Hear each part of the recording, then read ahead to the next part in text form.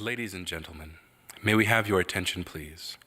We ask that you familiarize yourselves with the nearest marked exits as a cautionary procedure prior to our commencement ceremony today.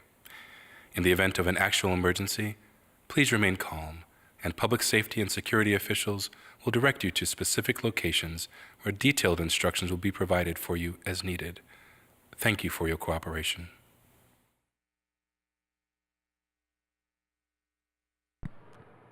Now please direct your attention to the center screen for a special video presentation.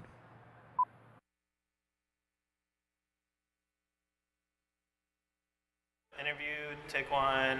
Mark? So, okay.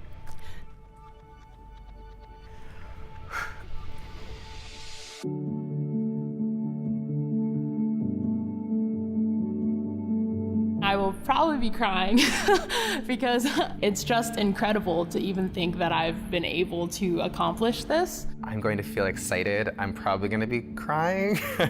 I just am going to be so proud of myself and proud of my peers and excited to see what we're all going to do with our lives. It's a celebration for all of us, and I think that's something that will be such a special moment, to be surrounded by those people and to be able to, kind of squeeze their hands and be like, we did this all together. Personally, it'll probably be August by the time it hits me that I'm not gonna be in Huntsman again, that I'm not gonna be seeing my classmates around campus, that I'm not gonna be living 2 blocks away from almost all my best friends. I think that's what's really exciting me about graduation, is being together as a class and just having that moment where we're actual graduates of this institution.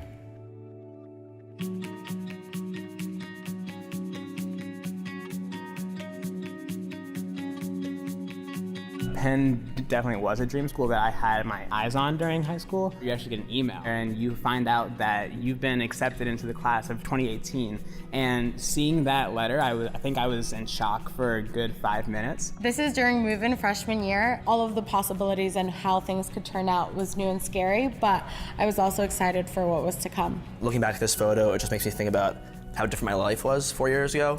I didn't know my friends, I didn't have the classes or professors, relationships I do now after 4 years of Wharton. It was really great being around inspiring students who pushed me to want better for myself. I think that truly is the bedrock of the Wharton experience, is the diversity amongst the student body and how much we all gain from that shared diversity and experiences and background. There's music artists, producers, amazing financiers, consultants, and it's great that I'm just a small part of that puzzle. First, I want to say Happy Mother's Day to my own mom and all the other moms out there, but also to the dads, the grandmas, the grandpas, the aunts, the uncles. Being here at Wharton and graduating today is not a single person effort. It's the effort of families and communities that have raised us and really helped us be the people we are today. Both of my parents are Jamaican, so there's gonna be like 30 Jamaican family members in the stands for graduation, which I'm really excited about. Being the first in my family to go to college just kind of means freedom for myself and for my family, and show them something that they've never seen before. It's a chance to open kind of new doors and new experiences. When my family finally gets to see me walk across that stage and get my diploma, I know that they're gonna be so proud of me. My mom and my dad showed me throughout my life what hard work looks like. Both of my parents are absolutely my rock. They've supported me through everything I've ever done, and I would not be here today without my mom and my family. And it's Mother's Day, and I love her so much. So Mom, thank you for everything you've ever done for me, and I hope you don't cry too hard watching this. And I just want to let you know that every single achievement that I have from this point is really because of you, and every success of mine is a success of yours. To the class of 2018 and to all of my peers, I just want to say congratulations. Always remember why we came to Penn and all of the things that we said that we wanted to do once we were let out into the world. Don't be afraid to try. We have the best education in the world here, and we're all gonna go out and take our passions and take our skills and do amazing things. I hope that all of my classmates will leave and find something that they really enjoy doing and brings them back to this time that we spent in college.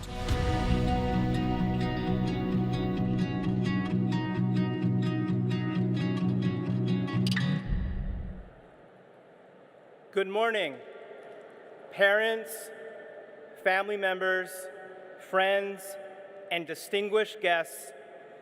It gives me great pleasure to present to you the Wharton School of the University of Pennsylvania's graduating class of 2018.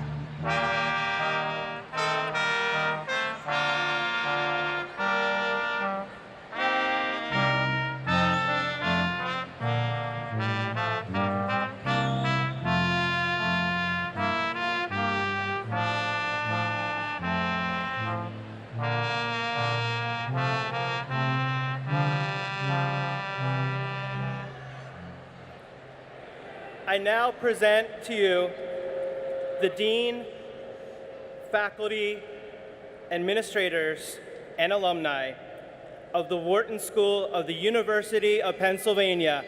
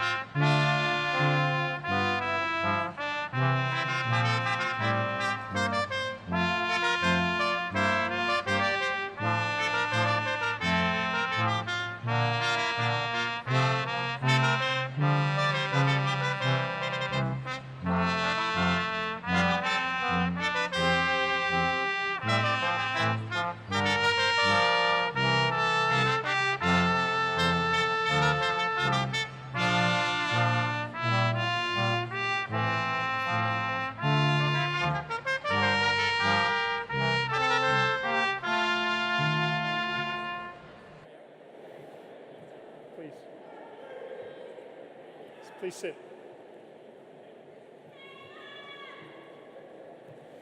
Good morning, everybody. I'm Jeff Garrett. I'm Dean of the Wharton School, and it's such a thrill for me to be here this morning to commence this, our Wharton Undergraduate Graduation Ceremony for 2018. Welcome. Welcome to my faculty and staff colleagues on the stage and making this event possible. Welcome to the family and friends sitting in this historic palestra this morning. Welcome to the parents, to the partners who've made today possible. And most importantly, welcome to the Wharton Undergraduate Class of 2018.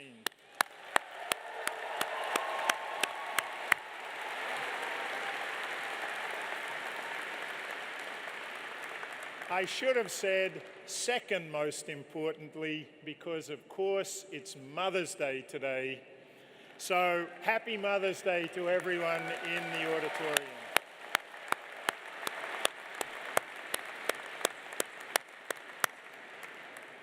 This is a great day of celebration for the massive achievements from the people who we're going to honor today.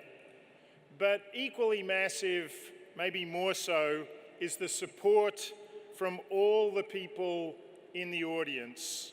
So congratulations to our graduates for all you've accomplished. What you've done is simply amazing. And then a massive thank you. Thank you to all the support teams out there, led by but not limited to, first among equal, all the mothers in the room.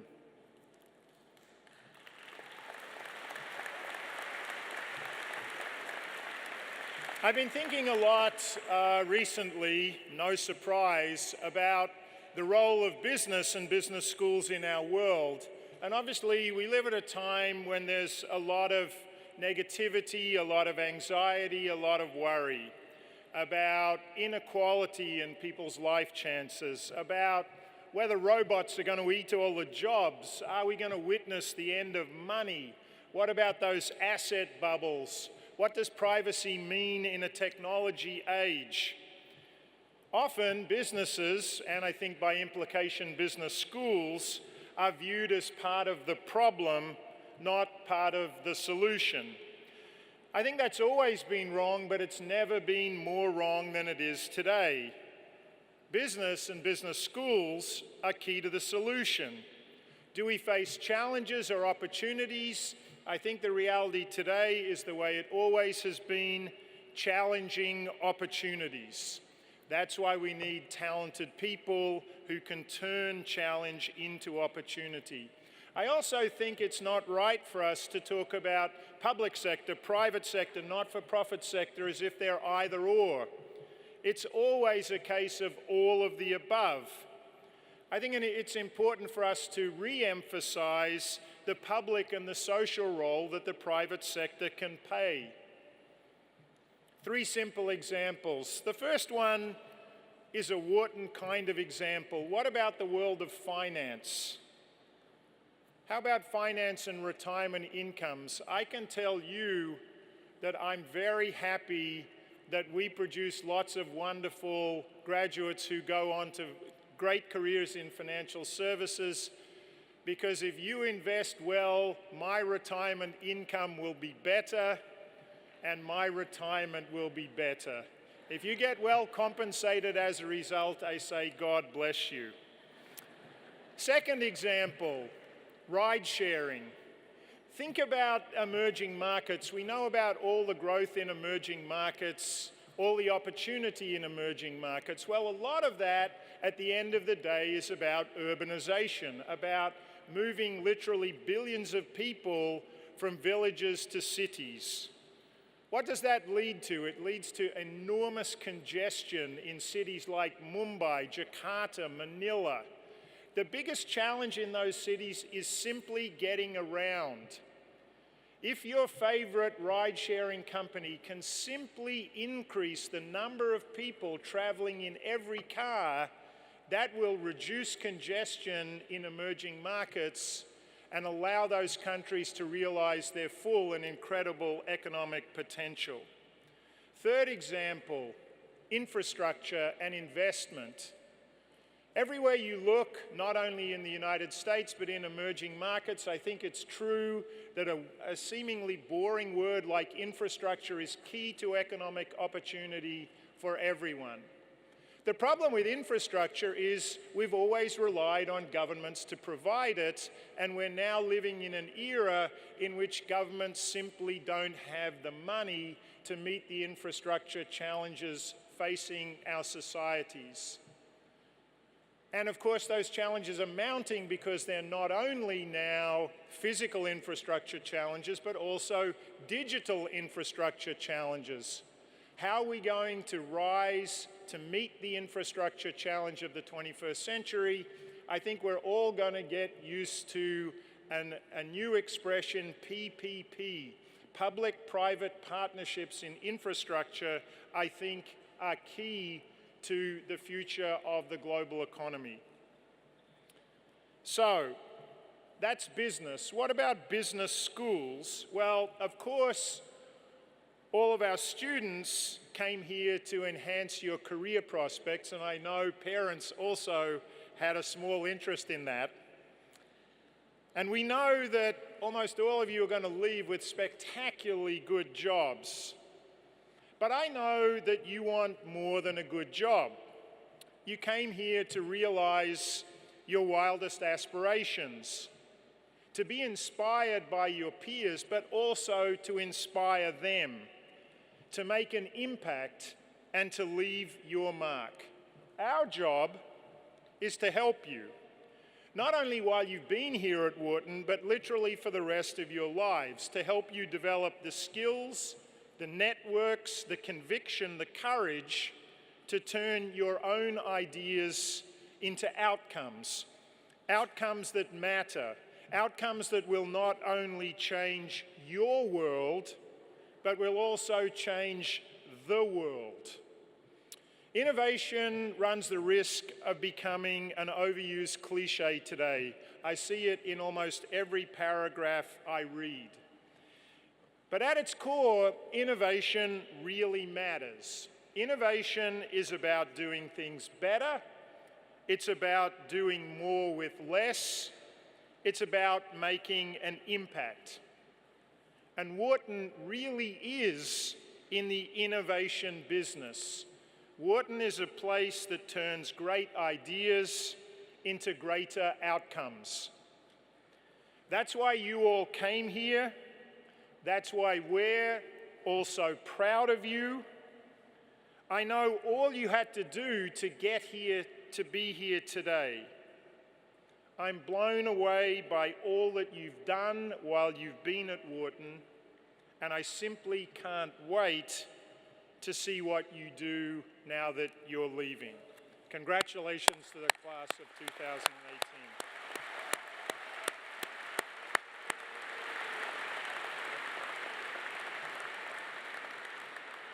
It's my great honor now to introduce our keynote speaker for this morning, Jeff Weiner, Wharton class of 1992. As I think most people know, Jeff is the CEO of LinkedIn. He didn't start the company,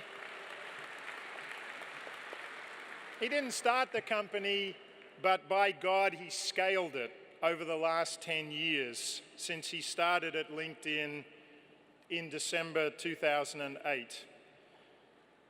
Jeff's expanded membership in LinkedIn from 32 million people to 560 million people, and increasingly outside the United States in emerging markets where there are so many aspiring professionals. I think at the end of the day, revenue still matters, Jeff. Revenue at LinkedIn has grown under Jeff's leadership from $78 million to over $5 billion. He's expanded the platform to now be in 23 languages with offices in more than 30 countries. And of course, this resulted in the acquisition of LinkedIn by Microsoft for $26 billion, something that Jeff was intimately involved in. And his relationship with Satya Nadella, the CEO of Microsoft, is such that Jeff now continues to run LinkedIn as if it's an independent company. I think for our graduates, it's really important to know that Jeff didn't start his business career working in information technology. He was a management consultant for his first 2 years out of Wharton. He then joined Warner Brothers in 1994.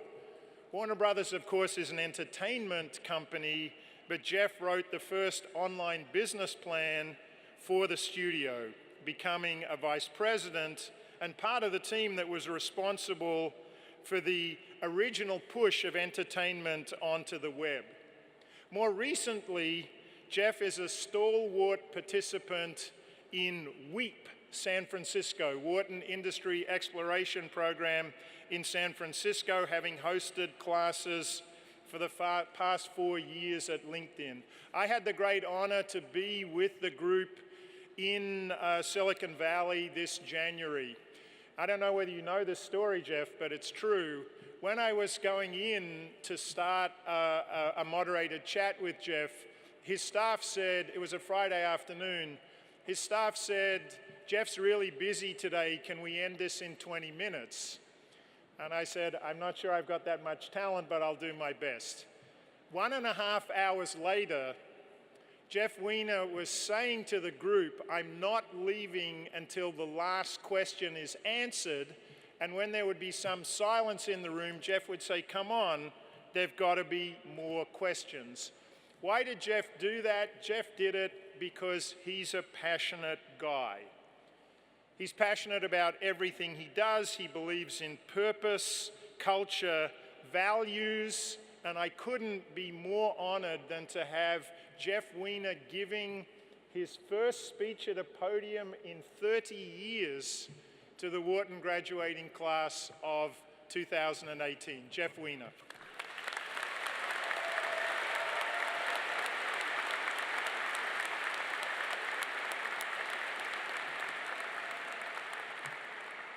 Thank you for that wonderful introduction.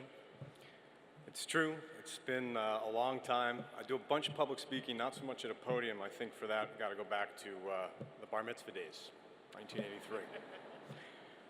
Thank you, Dean Garrett, esteemed faculty, family, friends, and of course, the Wharton Undergraduate Class of 2018.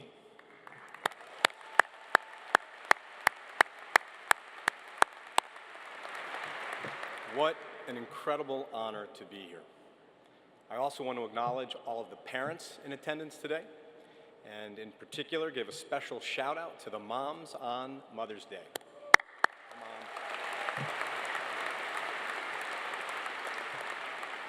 They not only sacrificed so much for you to be here, they also gave up breakfast in bed this morning, so we have to keep that in mind. Students, today is a big day. That's right. Today is the day you finally get to update your LinkedIn profile. Congratulations. It's a big deal. It's a big deal.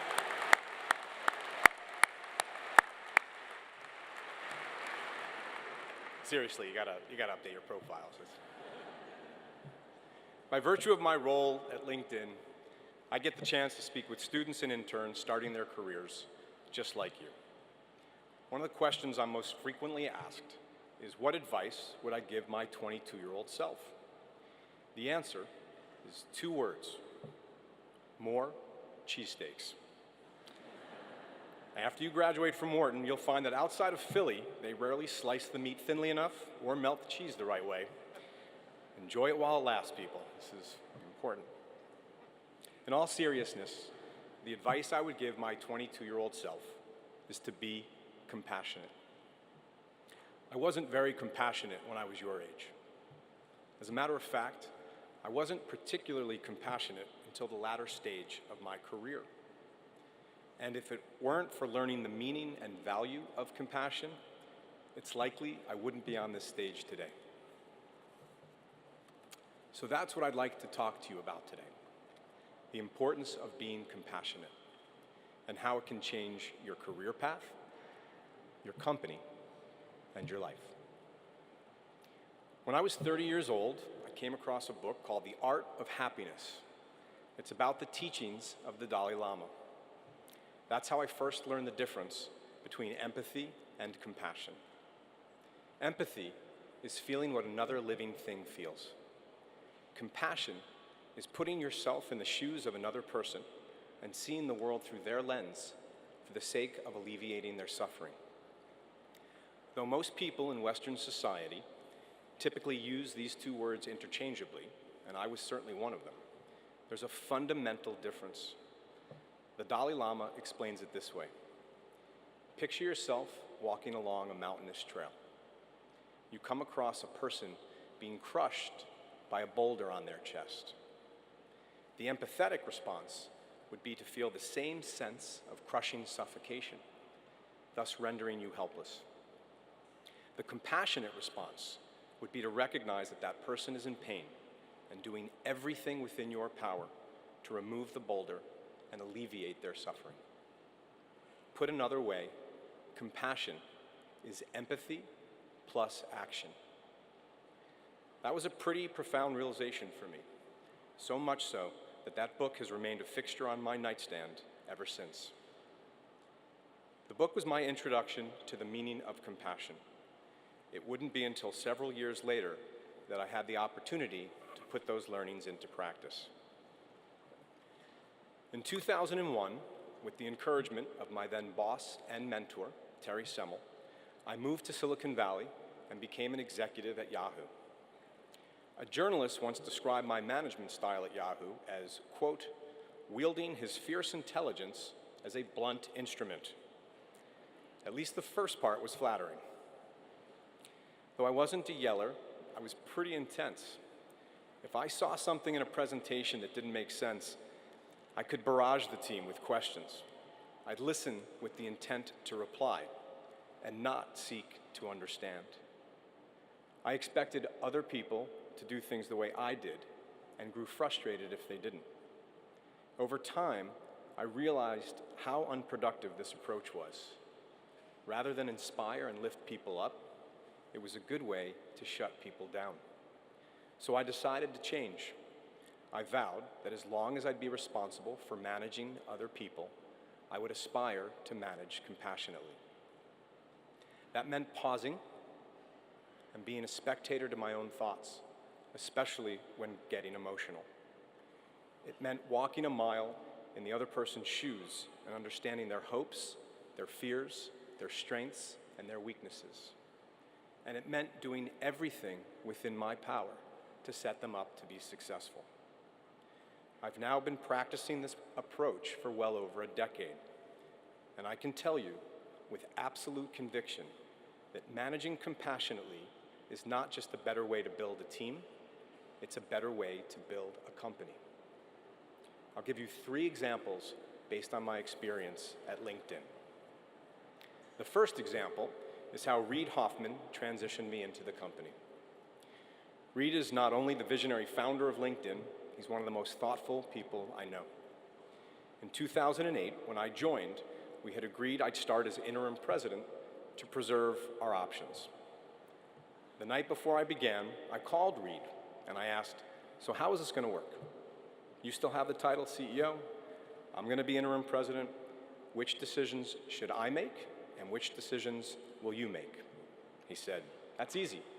It's your ball, you run with it. I was like, what? He said, yeah, I just went through this with the previous CEO and want to avoid making the same mistakes. But Reid went further than establishing clear lines of authority. For the first 10 or so weeks I was at LinkedIn, Reid was out of the office for at least 8 of them. He scheduled conferences and travel because he understood that as the founder of the company, if he were still around, people would reflexively go to him for decisions instead of me.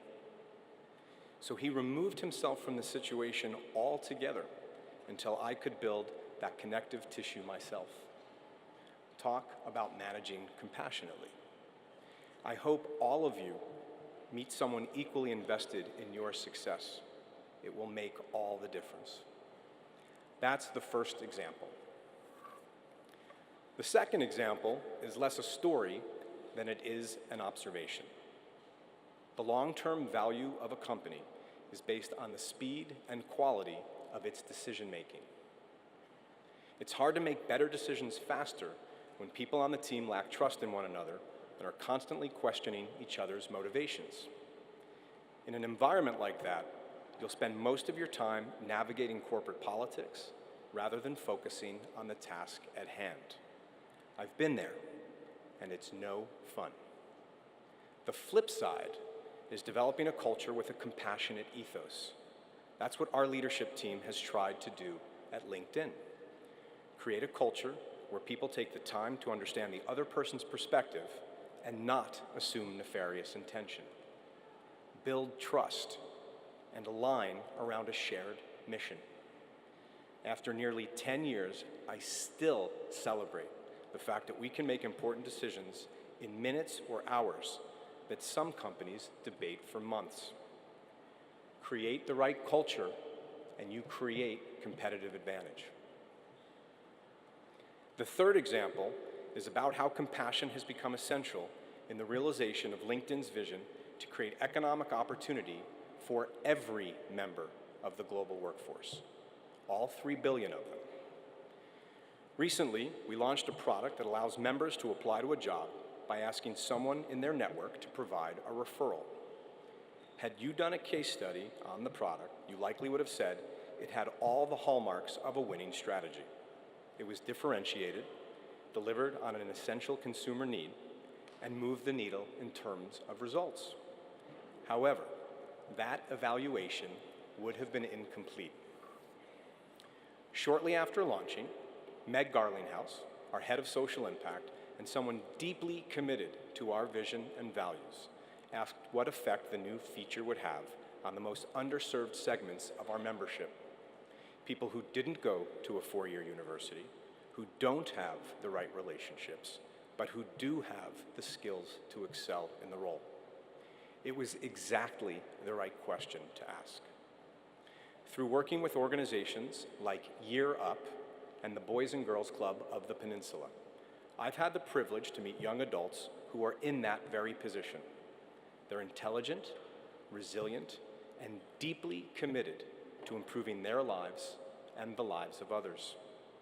They have qualities forged by overcoming a lifetime of adversity that many of us couldn't begin to fathom. Having hired people like that and watched them flourish, it's become clear they don't need handouts. They just need a hand, like all of us have needed at some point in our career. So we developed a career advice feature which lets people without experience or established networks get help from those privileged enough to have both. In just a few short months since launch, nearly 1 million mentors have volunteered on LinkedIn.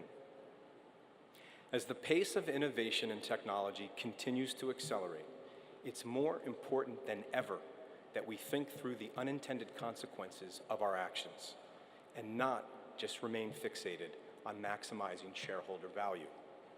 As future business leaders, keep in mind, it's not just about what you're trying to accomplish, it's about how you're trying to accomplish it. We need to increasingly put ourselves in the shoes of those on the receiving end of new technologies and those who might never benefit from them. Everything I've discussed thus far is about compassion in the context of work. I'd now like to shift gears and talk about how essential it is to practice compassion at home. A few years ago, I was walking in my car after a long day at the office, and despite being exhausted, I was reflecting on how satisfying the day had been. However, on this particular night, the satisfaction would prove fleeting.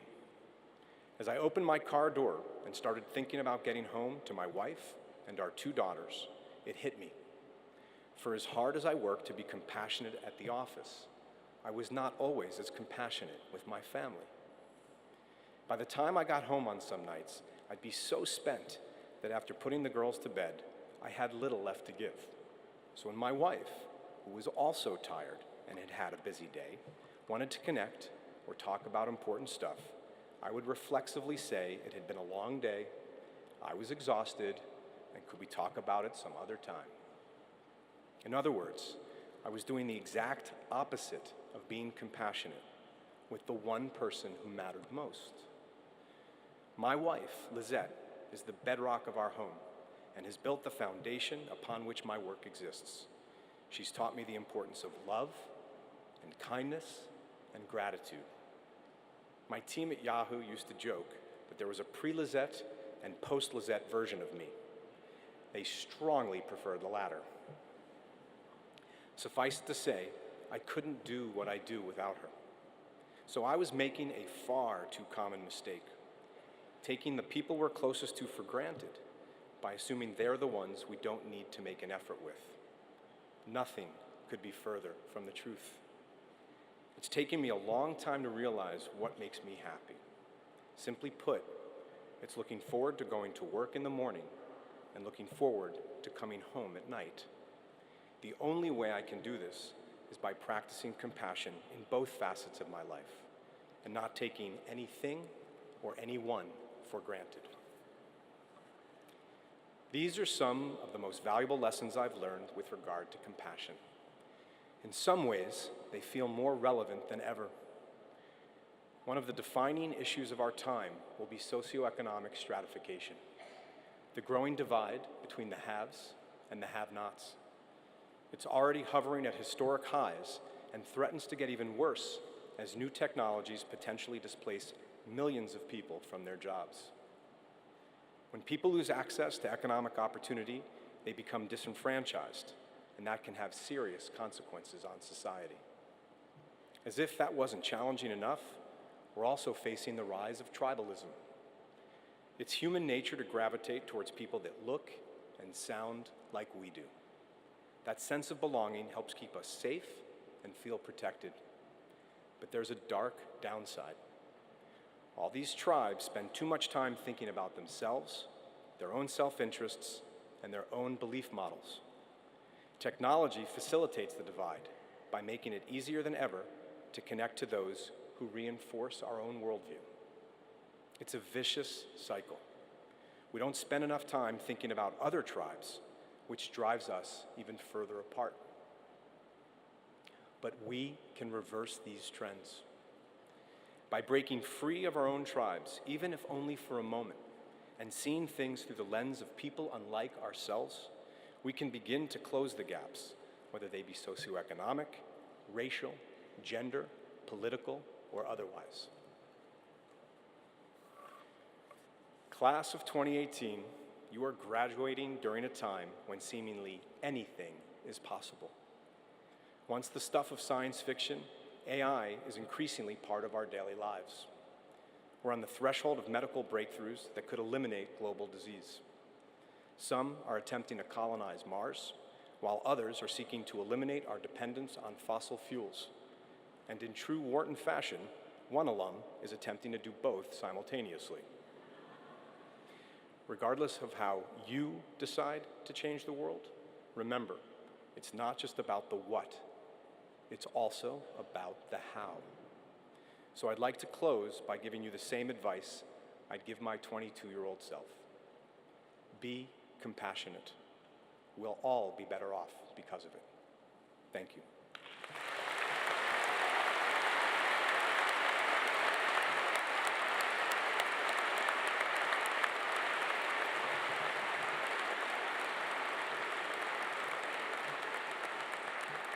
Many thanks, Jeff. Three quick takeaways for me, I think all really important ones. The first one is a lot of the leadership challenge going forward for us all, I think, is going to be to not allow diversity to lead to division, but to lead it to unity and strength and to improve all of our lives. Second one, compassion equals empathy times action. And third, and probably most important, if you get excited when you're going to work and you're just excited to be going home at night, you're leading a pretty good life. Thank you, Jeff. It's now my honor to introduce the student speaker for today, selected by his fellow students, Kenneth Yee, who's on the stage. Born and raised in Knoxville, Tennessee, he's graduating today with concentrations in marketing, finance, and operations and information decisions. On campus, he's been involved in Delta Sigma Pi, the business fraternity, Wharton undergraduate cohorts, and Penn a cappella. His job is going to be in New York City, working for McKinsey as a business analyst. Please join me in welcoming Kenneth to the podium.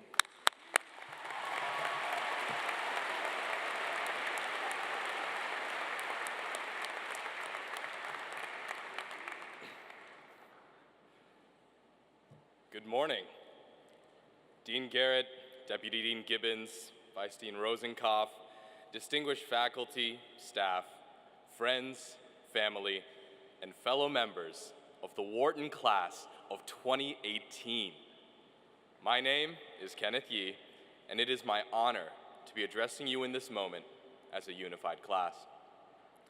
For the past 4 years, we have shared a breadth of experiences, from the long nights in Huntsman Hall to the even earlier mornings, still in Huntsman Hall. The past 4 years were filled with change, evolution, and growth. If we compare ourselves to who we were walking into our freshman dorms, I'm sure we can all laugh a little bit and see how far we've come as individuals. But let's take a moment and think back to 5 years ago. 5 years ago, when we sat at our computers, exhausted, writing college application essays. The admissions committee would like to learn why you are a good fit for your undergraduate school of choice, was the exact prompt that was presented to us by Penn. A simple translation in our case would be, why Wharton? From the outside in, the question why Wharton seems pretty easy. Academic excellence, great job placement, prestige, a good-looking graduation speaker. But from our experiences here, we can see that Wharton is so much more than just those things. Think about our first steps as Penn students. We beat the curve and made it into one of the most competitive programs in the world.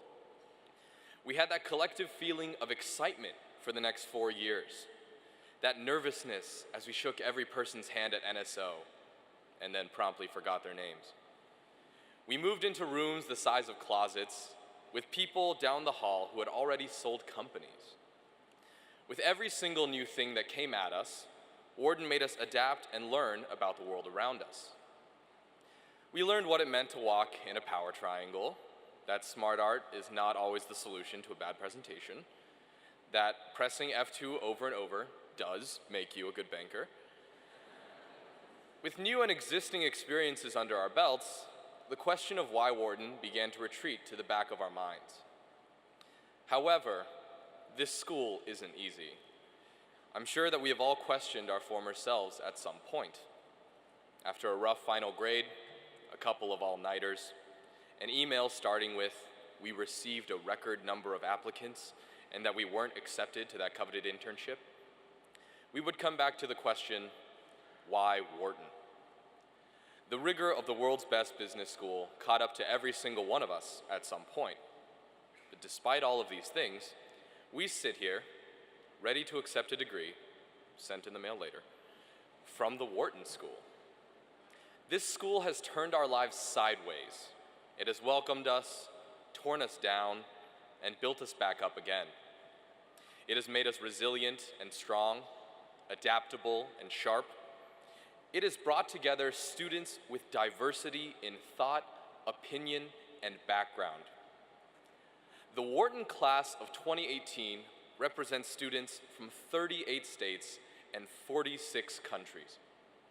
We have first-generation students, legacy students, students with passions that bridge all industries. As graduates of this institution, this is where we truly shine.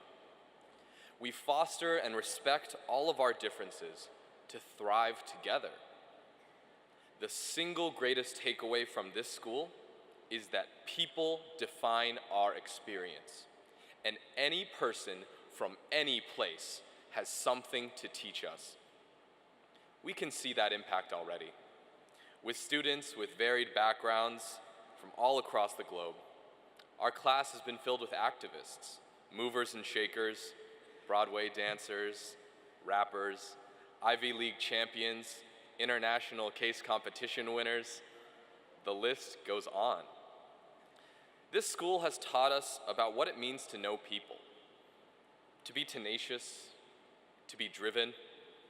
We have learned to work hand in hand with the other leaders of tomorrow, to truly value our diversity and look to each other for inspiration. When we look back on the past 4 years, we don't think about the assignments overdue or the models we built. We remember the late-night Wawa runs with people from all walks of life. We remember the friends we made in the most difficult classes and circumstances, the hours spent procrastinating with each other, the long walks down Locust. Walking into Huntsman for the first time as complete strangers, we all walk out of here with smiles as the unified graduating class of 2018. We smile because this school is where we found some of our closest friends, where we met people so alike and so unlike ourselves, and learned how important that really is.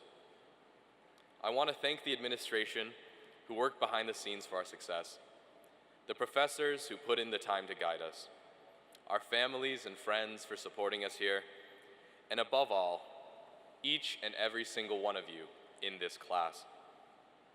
Look around for a second, because no matter how many years pass, how many miles are between us, we all hold this bond together. We never forget those we met, befriended, and were inspired by. We may have come in separate, but we leave united. The answer is clear if you take a second now. Why Wharton? It's because we, are Wharton. We made this school ours, and we carry it with us for the rest of our lives.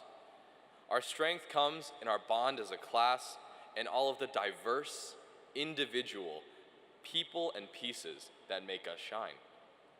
So let us go out, be unified, and show the world what Wharton is really all about. Congratulations, class of 2018. It was a pleasure.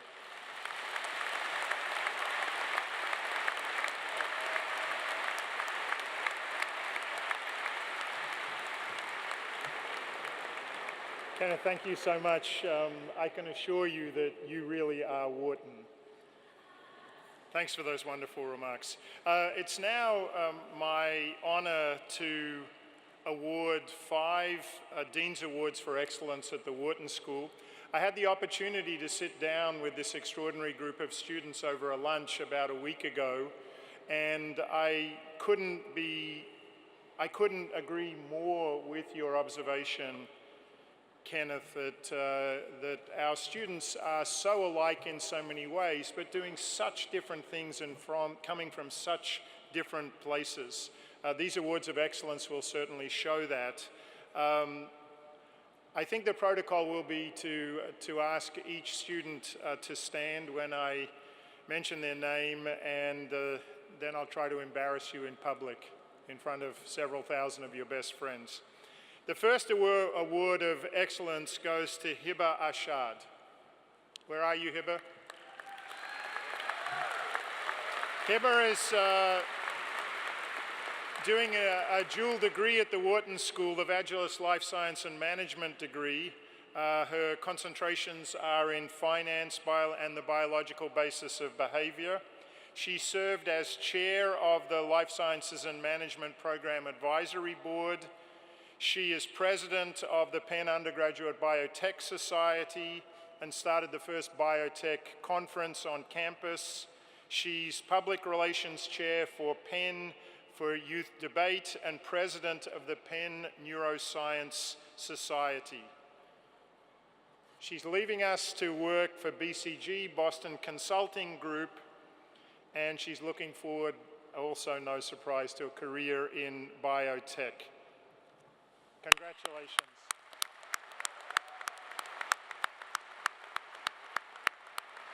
The second Dean's Award for Excellence goes to Elliot Oblander. Elliot?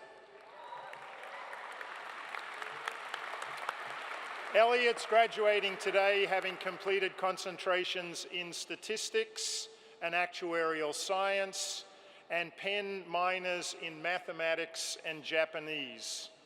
Elliot's impact at Wharton has been as a scholar and a mentor. He served as a teaching assistant for 7 classes, mentoring students at all levels, not only undergraduates, but also MBAs and executive MBAs. He's also taken, I gather, about half of the doctoral curriculum in multiple disciplines at Wharton. He's been an active research collaborator with our faculty and faculty in Japan. It is certainly no surprise that on graduation, I believe with a number of courses completed in the 50s, Elliot, that he's going to pursue a PhD in marketing. He's doing his PhD at Columbia because he'd like to come back to Wharton as a professor. Congratulations.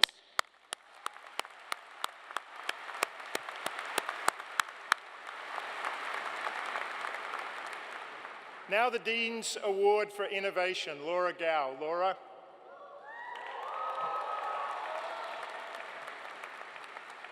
Laura is concentrating at Wharton in our fantastic new concentration of business analytics. While here, she co-founded a website, The Signal, that encourages exploration of non-traditional career paths. It has over 8,000 readers. She started a design company called Draw Street Journal. That's a pretty clever pun. She taught product design for 6 weeks to 80 students over 2 semesters, and she's been an expert in residence and Penn Wharton entrepreneurship. But Laura did an amazing thing. I think it was about a year ago when the news came out that Amazon was looking for pitches for a second headquarters for the company. I was really blown away by the fact that bottom up, from student interest, there was quick coordination between the university and the mayor's office in Philadelphia to come up with a pitch for Amazon HQ2, a Philly case competition. 30 teams competed, fantastic ideas were generated. We don't know if it's going to be successful, but we owe all of that initiative to Laura. Congratulations.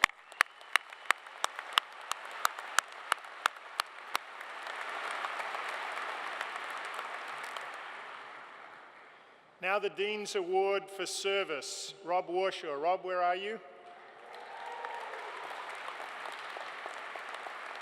You're not on stage, there you are. Rob is graduating with concentrations in management and operations, information and decisions. I see him quite frequently because he served as co-chair of an incredible undergraduate leadership group, the Wharton Dean's Undergraduate Advisory Board. During Rob's time at WAB, he facilitated 17 initiatives. He was instrumental in the creation of the Wharton Wellness Board.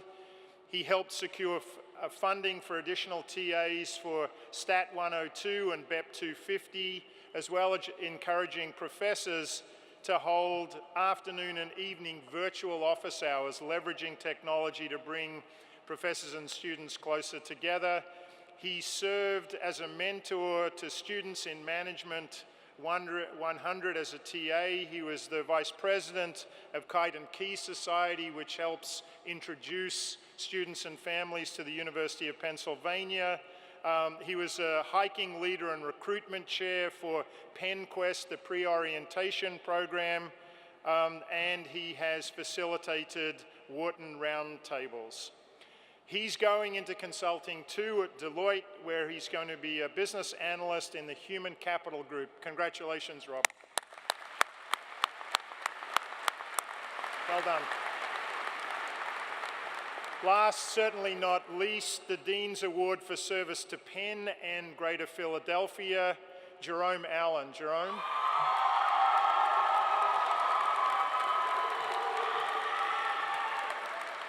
Jerome is graduating with concentrations in management and legal studies and business ethics. In the community, he founded and leads the Leadership Council of Black Men United. He's a research assistant for Racial Empowerment Collaborative, which assesses psychological data of black men across the Philadelphia area and throughout the Penn community. He designed and leads the Adolescent Fathers Initiative in Camden, New Jersey, providing young fathers with emotional healing tactics and support and life skills in a 5-week immersion program. He is also directly involved in the Philadelphia Pop Warner chapter. He organizes football championships, cheerleading competitions on campus. He's been an integral part of a program which is designed to help young people understand the world of finance called Building Bridges to Wealth, where he was a tutor. He's been the president of the Penn Club baseball team. He co-founded the Wharton Sports Business Summit, and in 2018 he was a recipient of the Penn Bowl Award, awarded to a student for outstanding achievement and contribution to class life. On graduating, he's doing something different. He's going to Cape Town, South Africa, which I told him rivals my hometown of Sydney as one of the most beautiful cities in the world. What he's going to do there, no surprise, is to be a volunteer. He's taken a fellowship at the Christopher Campbell 10 Foundation to work with disadvantaged youth in South Africa on the interaction between sports and leadership. Jerome, congratulations.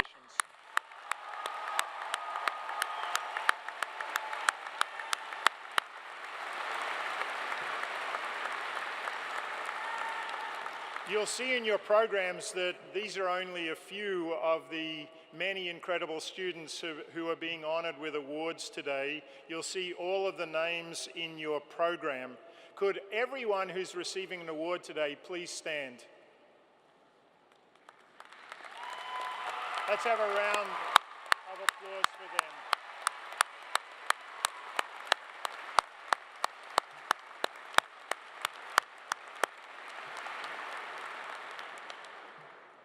Now I'm going to cede the mic to the person who really should be running this entire graduation, Laurie Rosenkopf, my friend and Dean of the Wharton Undergraduate Program.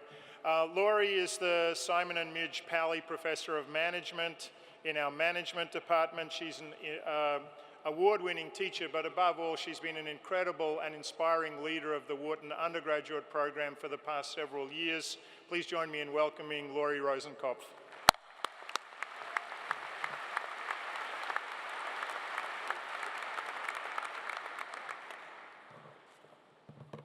Seniors, my dearest seniors, my dearest seniors, you are loved. After all our time together, I'm filled with pride and excitement to see your class of 2018 on the verge of everything that comes next. You know that one of the most rewarding parts of my role as Vice Dean is observing the process by which young and unsure freshmen grow into the capable and confident adults before us today. And one of the most fun parts of greeting our very young and very unsure prospective freshmen during Quaker Days last month, yes, that's the incoming class of 2022, was telling them to trust this process, to trust the Wharton process. As you know, the words "trust the process" have special meaning in Philadelphia. They've become the slogan of our Sixers basketball team with Wharton alumni ownership, which has emerged as an up-and-coming contender with a bright future after an analytics-driven rebuilding process. While we're on the topic of professional sports, let's not forget our beloved Philadelphia Eagles. After their first Super Bowl championship in February, your class had the unique privilege of celebrating at their parade after an unprecedented university closing. Needless to say, the excited gleam in the eyes of all Philly sports fans mirrors the excited gleam in your eyes as each one of you embarks on the next step in your personal journey. So the Wharton process, the Wharton undergraduate process, it's kept you on your toes. As a class, you've accumulated a lot of CUs, 22,534. You've built your teamwork skills through countless group projects and GSRs. You've traveled across the globe. You've volunteered in clubs in the community, and you've even surmounted the challenges of OCR. We told you so. Most poignantly, you've forged lifelong friendships with people you might never have met but for your simultaneous paths through Penn. Over the last few months, I've spoken with so many of you about what comes next, and there is a common wistful refrain. I'm excited and nervous. I'm going to miss this place. I'm not ready to leave. Well, ready or not, we are here to celebrate the completion of your Wharton undergraduate process. And that means you need to leave. Not because we want to throw you out of the nest, not because your loved ones are looking forward to you supporting yourselves, but because the world needs your generation's contributions more than ever. In this era of Black Lives Matter, Me Too, and Never Again, the challenges facing society feel even bigger. Yet we remain profoundly optimistic because we see your immeasurable potential. You've been demonstrating this potential individually and collectively throughout the Wharton process. You are university prize winners like Svanika and Peter, helping recyclers earn a living wage in India. Like Griffin, James, and Andrew, developing a furniture bank in Chicago. Like Adarshan Rajing, preventing glaucoma-induced blindness. You are organizations like WAB and The Signal, helping students to learn new skills in order to pursue those non-traditional career paths. You are Rhodes Scholars like Zikri, Fulbright awardees like Bella and Sharanya, and rappers and entrepreneurs like Kayvon. You are teams of champion case competitors and wellness advocates. You are indeed Wharton at its best. Our newest freshmen will indeed trust the Wharton process because they see what you've done as students and what you're going to do as graduates. Your Wharton undergraduate process may be complete, but the skills, the motivation, and the high personal standards you've cultivated will remain with you. Look at all your networks of support.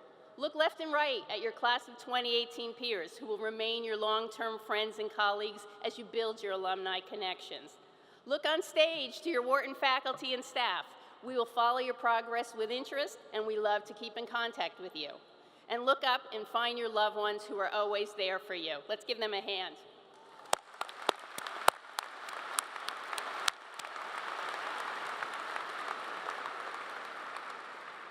All of us take such great pride in your accomplishments and we wish you tremendous success and satisfaction in your many pursuits after Wharton. Are you ready now? The world is waiting for you. You've got this. Let's get you on stage. Thank you. The roll call of graduates will now be announced by Wharton Undergrad Senior Director Scott Romica and Senior Associate Director Liz Sutton. Warmest congratulations to all of you. Thank you for a wonderful 4 years. We love you all. Thank you.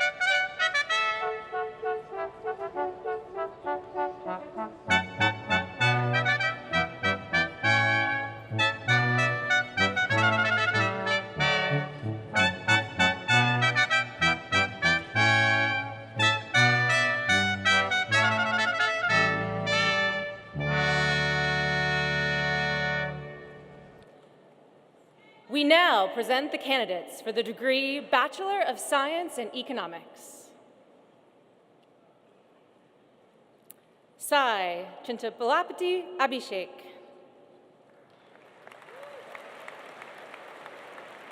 Michelle Alexandra Chua Abigan. Anvita Achar. Paul H. Achar. Dylan Edelman. Jacob Adler.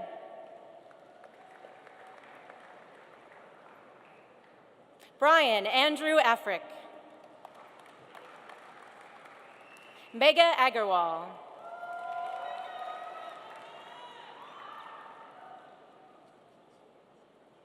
William C. Agathis.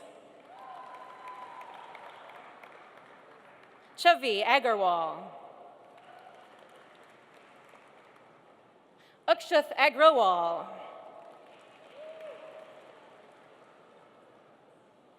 Noah Michael Amadi. Sahil Ahuja.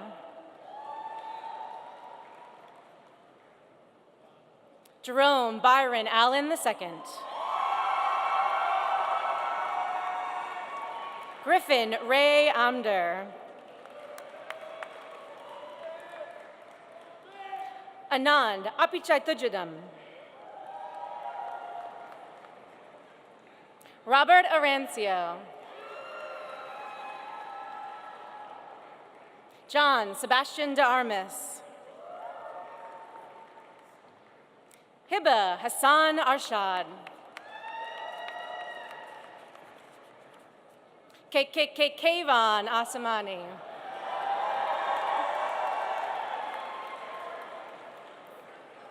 Raja Atluri.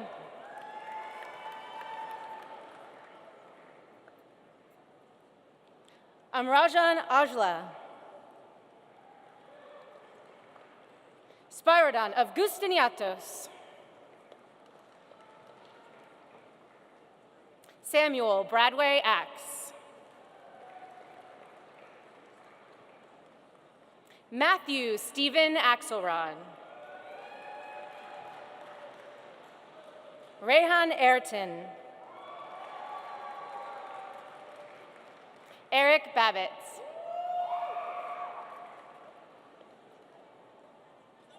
Sahil Bari.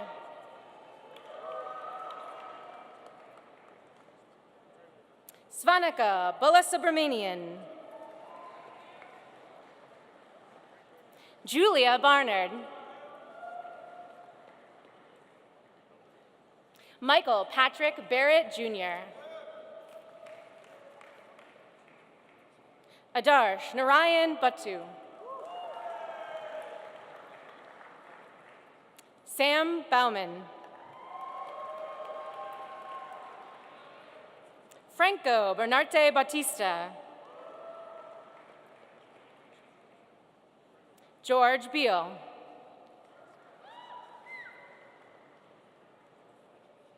Justin Becerro.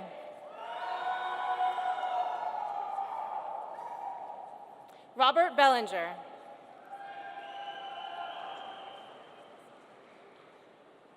Alexander Benton Bendix.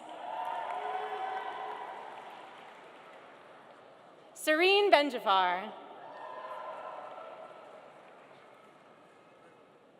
Shenwei Burgle.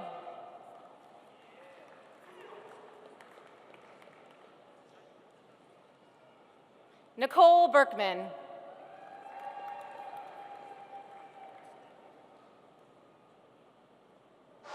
Rajat Bargiria.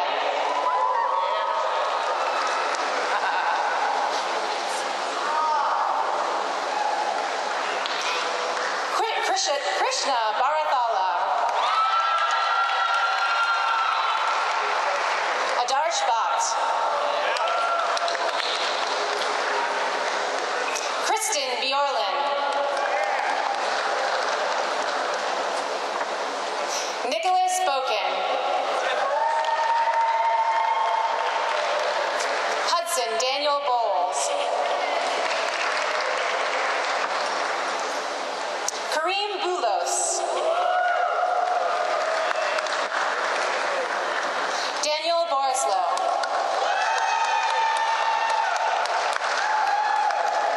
Lujane Buttar. Tanner Scott Bowen. Isabel Brawl.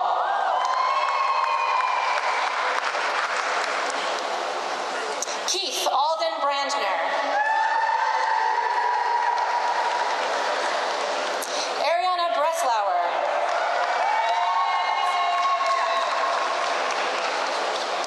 Andrew Bright.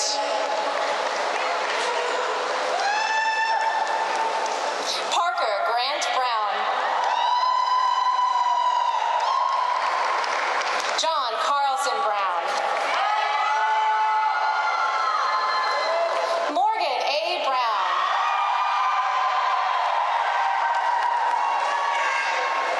Elizabeth Brzezowski. Thomas Buckingham. Trent Bensley. Samantha Burns. Christian Adam Butts.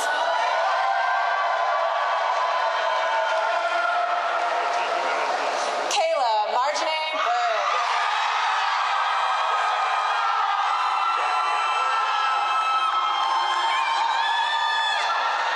Andrea Cabarcos. Albert Bozeman Kai. Daniel Cajigas. Matthew J. Caltabiano. Camille Rachel Calvin. William P. Carlin Jr. Samantha Carter.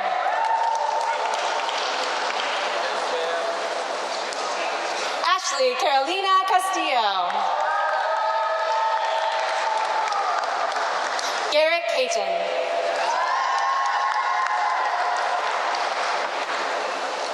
William Che. Akil S. Chakravarti. Florence Chan. May Chan.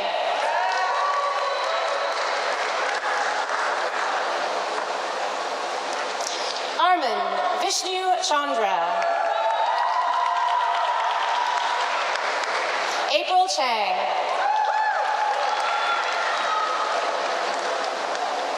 Michael Kyungjun Chang. Elaine Chow.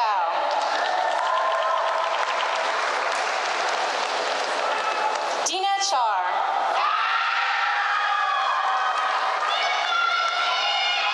Tui Chow.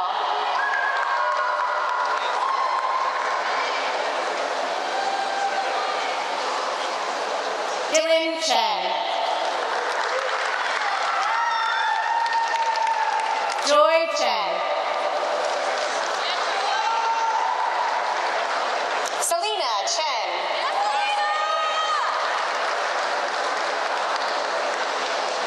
Patricia Chen.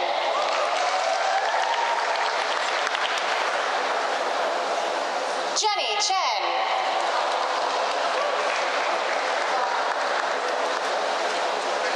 Elaine Chen.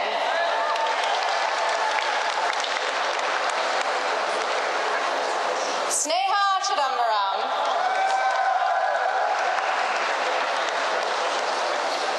Suhyun Stephen Cho. Stephanie Cho.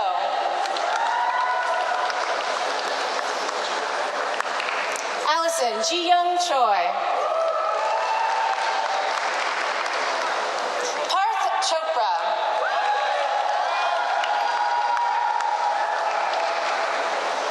Danielle Chaudhary.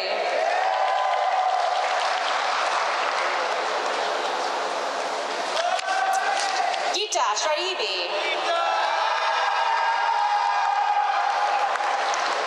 Jacqueline Chu.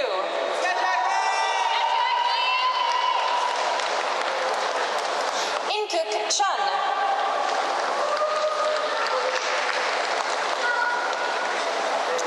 Kevin Kayan Chung.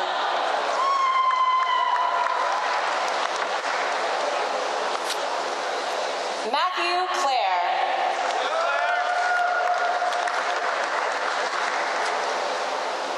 Elena Clarefield. Matt Cohen.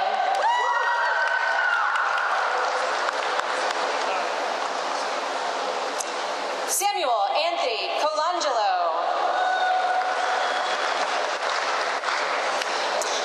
Louisa Helen Polis. Samuel Collins. Jackson James Connor. Jacqueline Constanzo. Sebastian Karina Acevedo. Madeline Covington.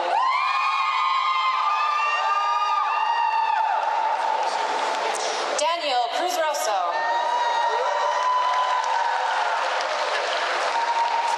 Chuhang Dai.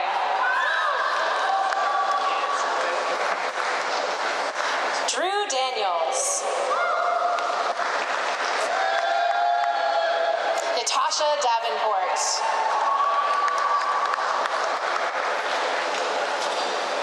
Devesh Dayal. Nicholas DeLuna.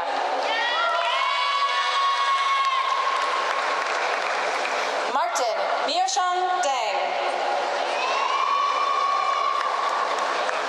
Erin Marie Deitikez.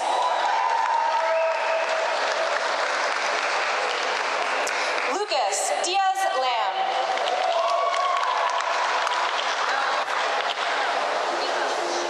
Alexander William DeFelice.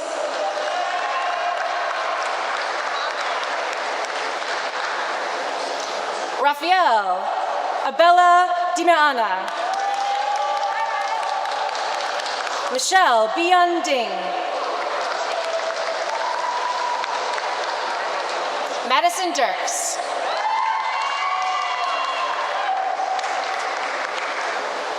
Shoria Dogra.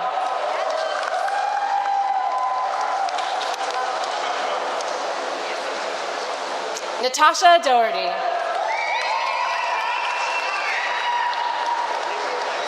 Lovey Ben-Dor.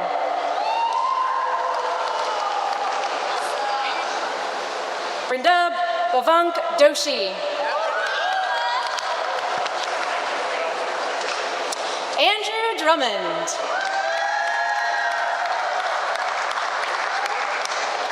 Xuancheng Du. Storm Maxwell Dublier. Frederick M. Dunau. Patrick Dunn.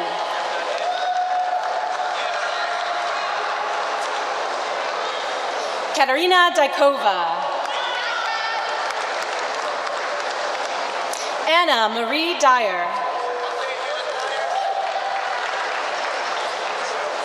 Landon Eccles. William Eckstein. Sean C. Egan.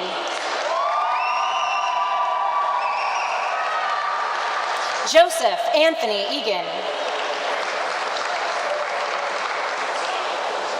Matthew Eisenberg. Adam Elkasis.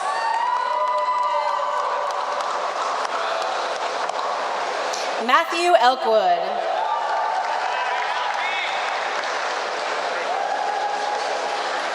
Max Elrad.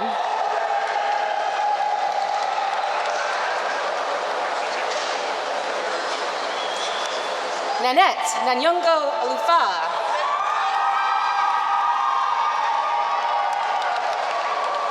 Sebastian Engelhardt.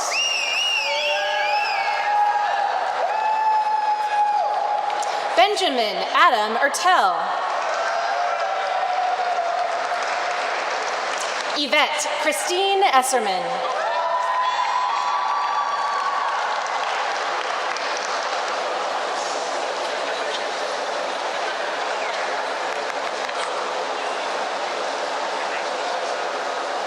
Corey Park Fader.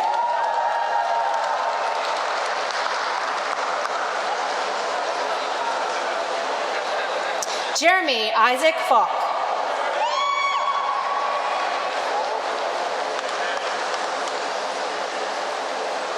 Noah Jesse Falk.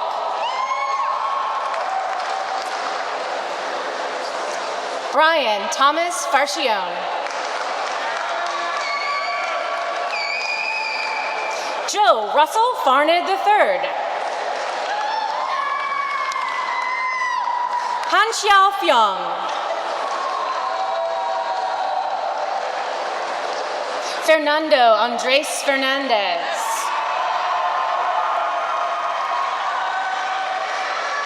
Kaylee Michelle Finn Henry.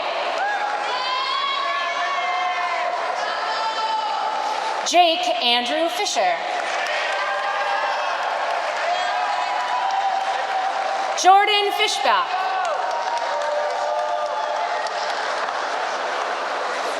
Emily Nicole Fisher. Casey Fishman.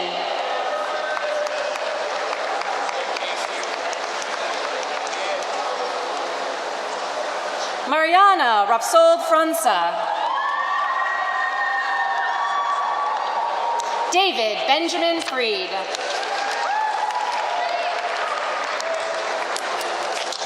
Blair Freeman.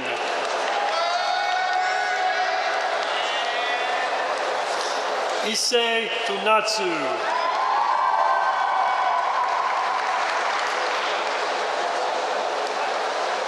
Tad Gaffey. James William Gallagher. Adam Gallowich. Manjuri Gunti.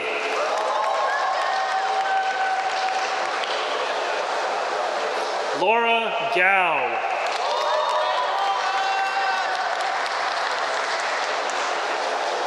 Yen Yen Gao.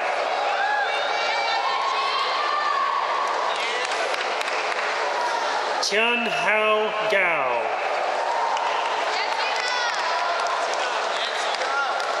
Vivian G.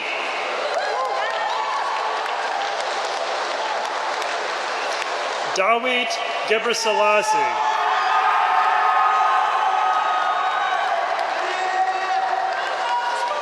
Jose Vicente Hedion. Andrew Bryce Gegios. Benjamin Gendelman.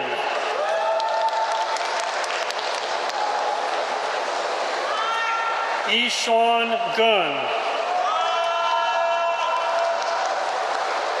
Alicia Ghosh. Yusur Ghazi.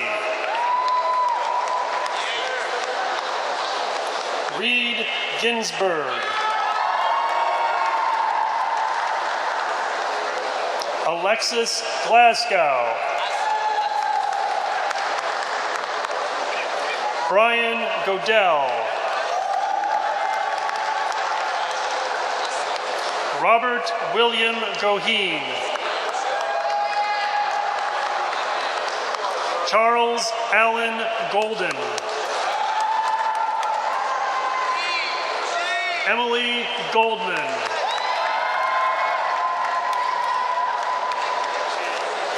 Seth Goldstein. Roberto Gomez. Matthew Goodman. Julianne R. Goodman. Naomi Gourd.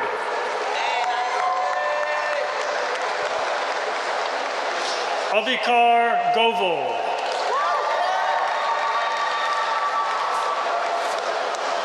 Konstantina Govatsos.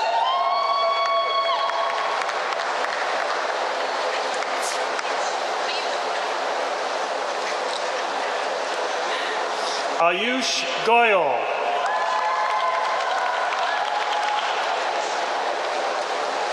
Jackson Cullen Grasso. Samuel Raymond Grisham. Courtney Karan Gu.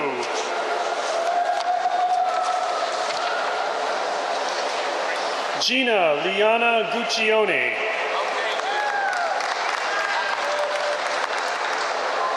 Caroline Gaynoon.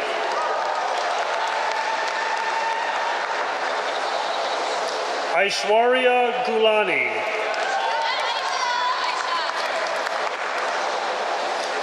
Andrea Chu. Dumitru Gumenita. Dustin Guo.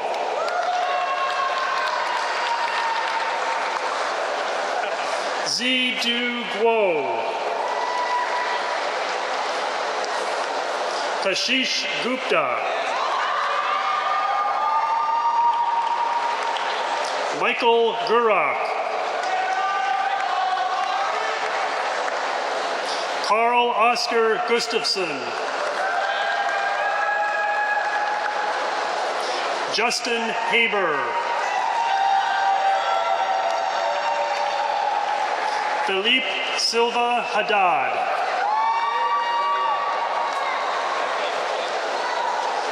Natalie Habish.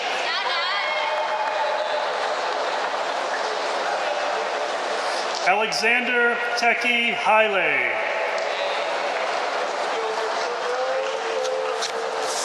Andrea Hakim. Alex Lacoste Hamilton.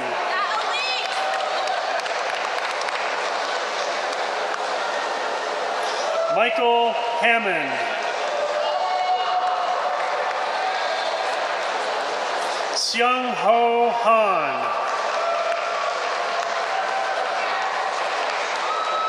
Hiromasa Alex Harada.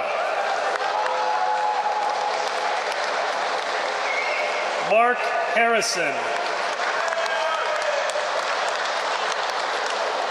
Robert Joseph Harrison V. Emily Key.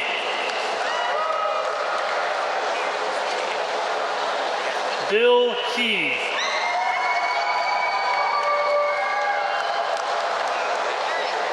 Eric Harrison Helfgott. Lauren Patrice Helmrich. Taylor Hendrickson.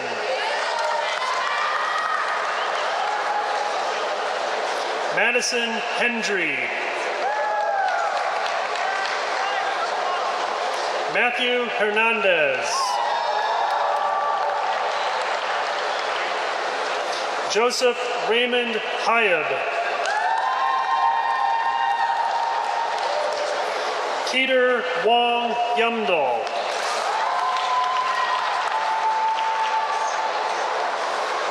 Vasil Hlinka.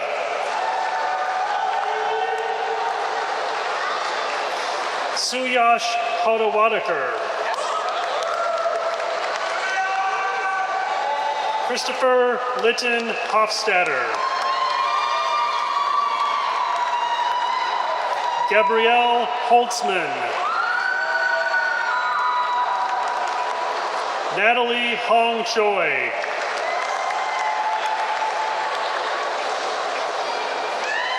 Arshea Huda.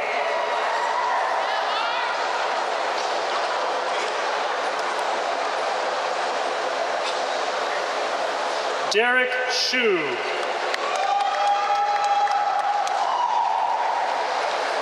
Philip Yuntao Hu.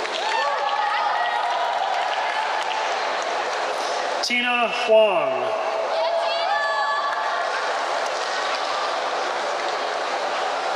Sonia Hussein. Jennifer Hutchins. Kenton Ross Hutchison. Fabian Hutter.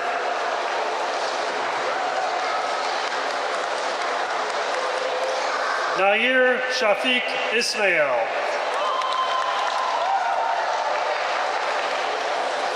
Philip Isom V.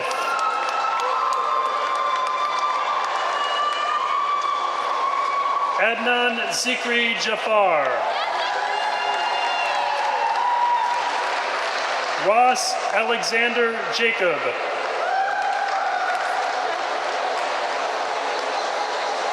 Shreya Juggy.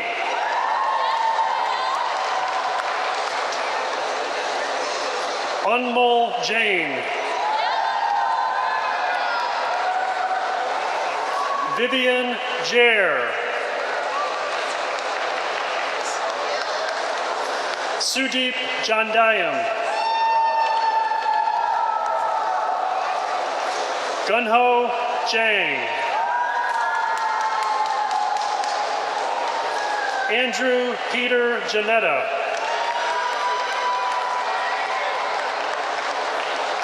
Meghana Pramod Jayam.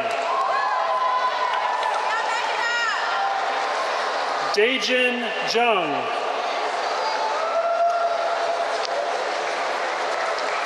Hanul Jung.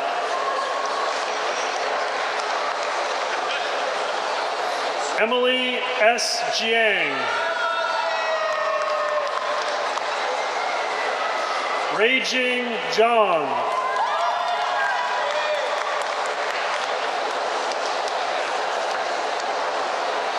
Emily Jiang.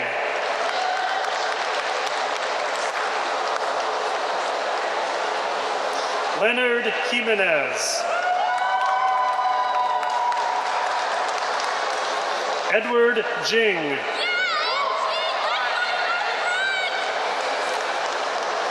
Quanil Joe. Brianna Nicole Johnson.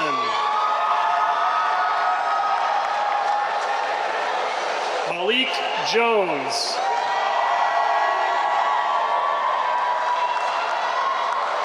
Frederick Jordan.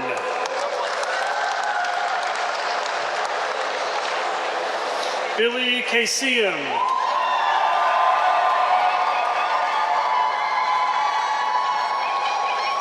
Justin Wanyeki Kagoto.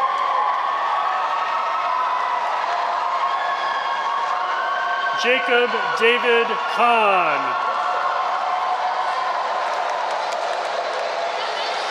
Ahmed Mohammed Kamal.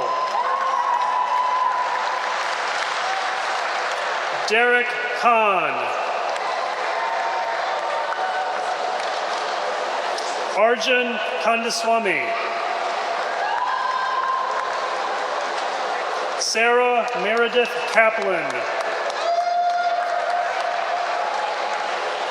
Yana Kaplun. Marcus J. Katz. Hunter Kelly.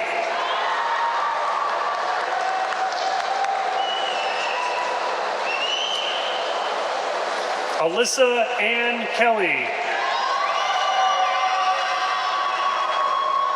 Andrew Kerber Jr. Kidus Ketema.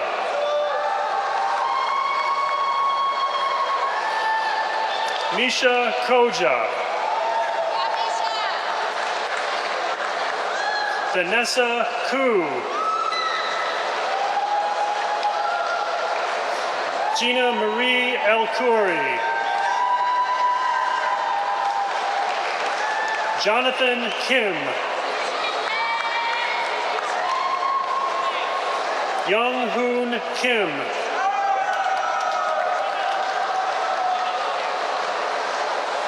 Sinte Sean Kim.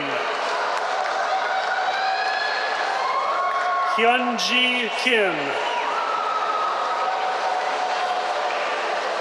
Gina Kim.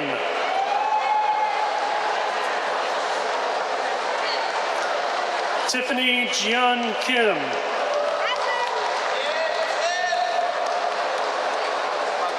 Nathaniel Edward Kirchmeier.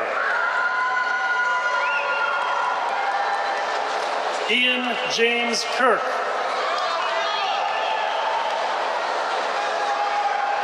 Ryan Brad Klobus.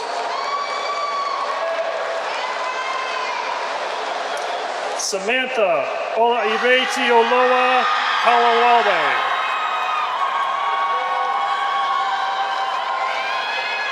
Amethyst Kompani.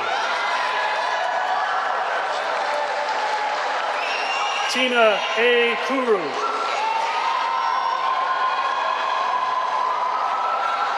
Rafal Kravitz. Shilpa Krish. Sophia Lewinter Kruger.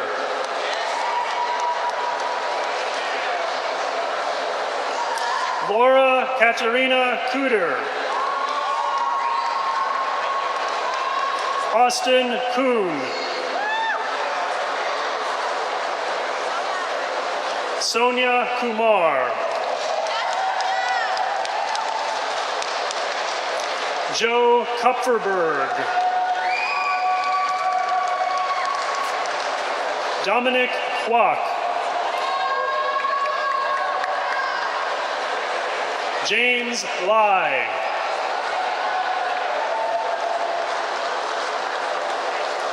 Christina Laura Agudelo. Anders Larson. Quincy Allegra Larson. Shantae Lawson.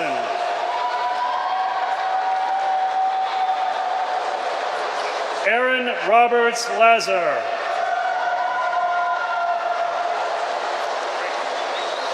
Zoe Katrin Lazaro. Timothy James Lazaroff. Carl Leacock.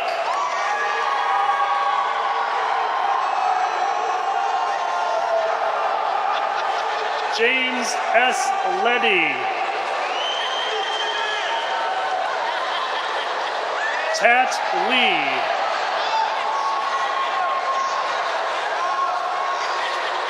Jae-hoon Lee.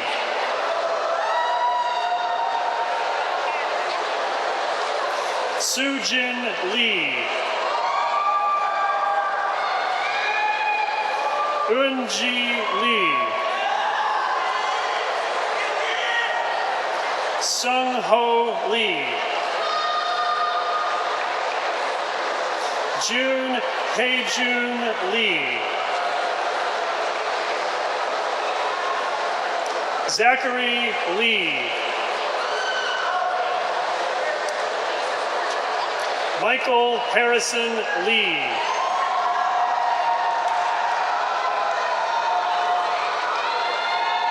Eun-young Lee. Julian Eric Lepleur. Samuel Lerner. Corey Lesher. Zachary Levy. Joshua Aaron Levy.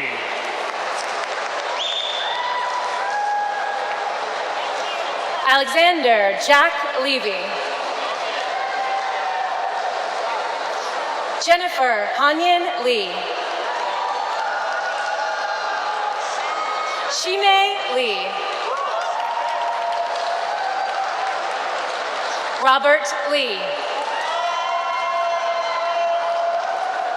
Holly Lee.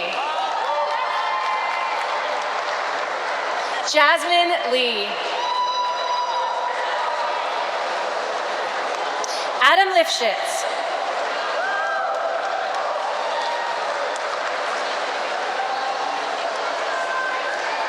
Aaron Lichman.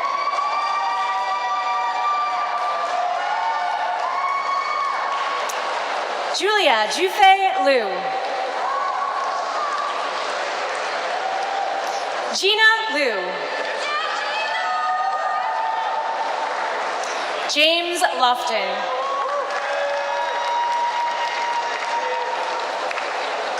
Kudrat Lockman.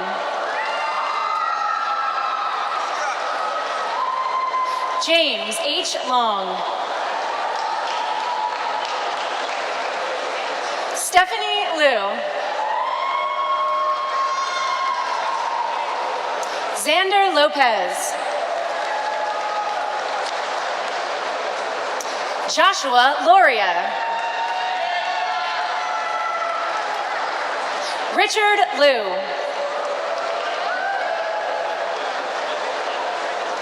Paul Shining Liu. Wenry Liu.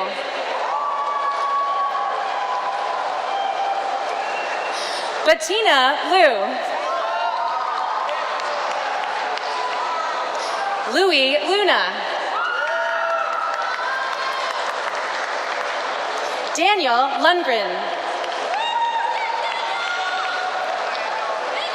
Laura Luo.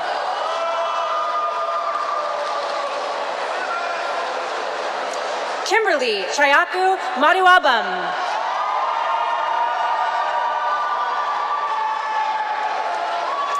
Alexis Amanda Renee Malcolm.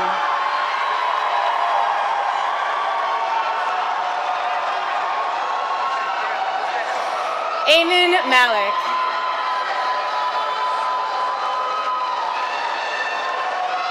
Primrose Mangalong.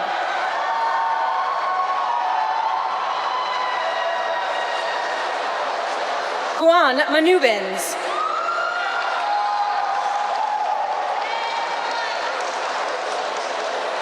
Jaime Mares. Jessica Mark.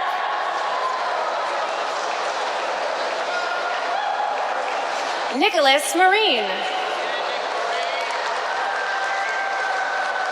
Stuart Martell.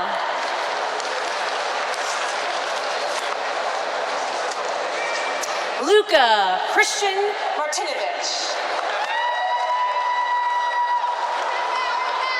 Alexander Masacci. David Matthews.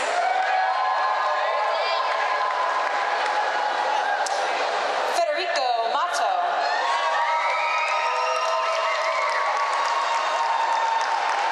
Skyla Sharday Matthews.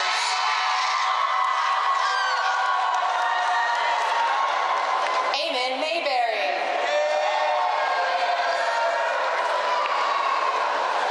James Connor McPhail. Richa Mehta.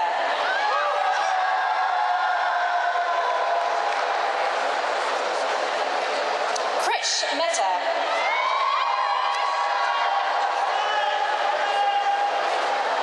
Brian Manal Martinez.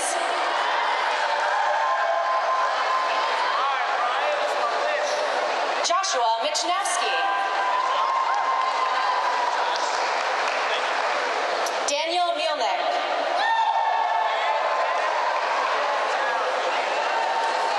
Carson Akira Miller. Michael Julian Minskowski. Joseph Mitrani. Laura Andrea Armentalos. Christian Michael Montgomery. Catherine Moore.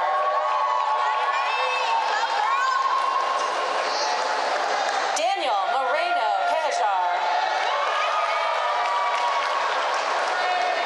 Holden Dant Morris. Chris Motes. Connor R. Mounts.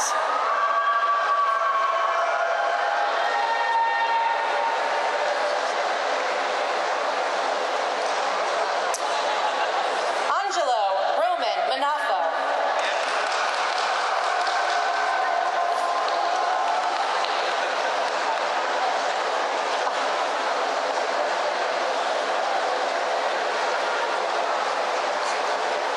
Mark Liam Murphy.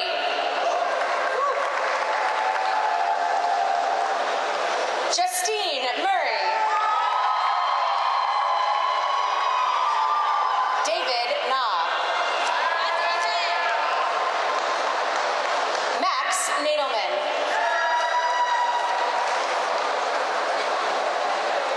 Mira Nagarajan.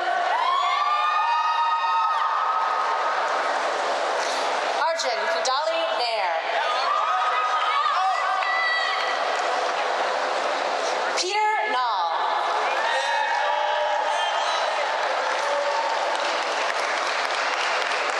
Namita Nandakumar. Shohei Totani Nanji. Natasha Narang.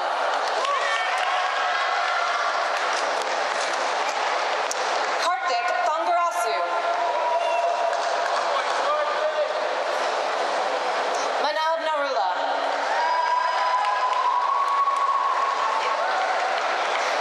Ellen Naruse. Neha Nayak.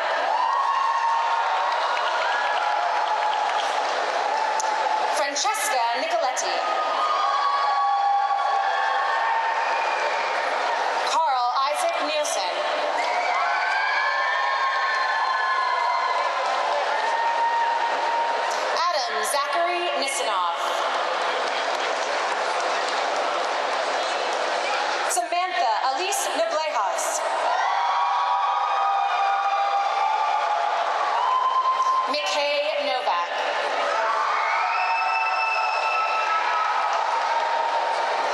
Elliot Shin Oblender.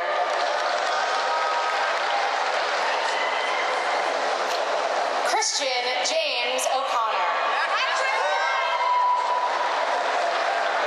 Ryan Anthony O'Connor. Sangmin O. Kyle Olson. Eric Onifray. David Padover.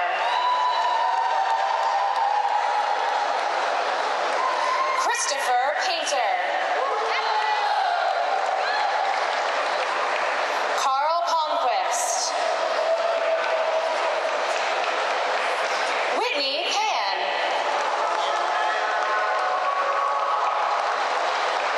Kun Pang. Gregory Michael Papiano. Daphne Maria Papapilizu.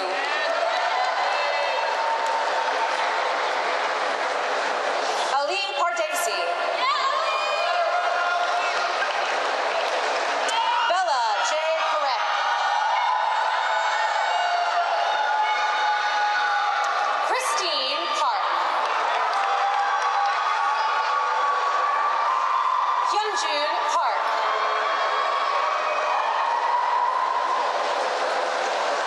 Yoon Q Park.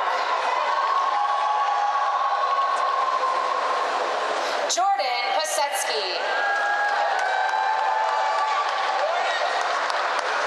Rohan Patel.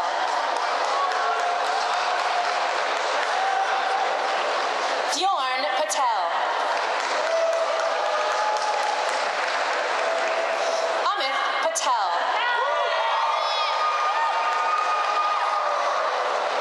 Tanvi Patel.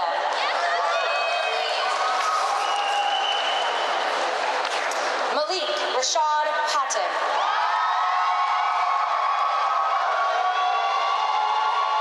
Brett Paul.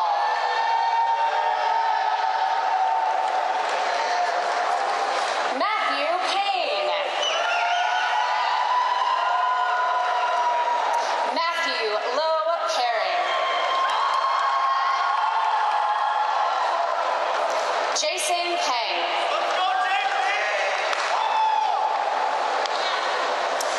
Elizabeth Bernadette Peng.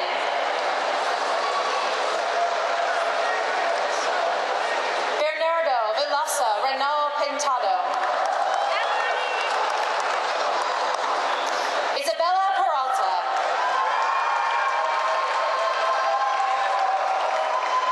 Timothy Perovostikov.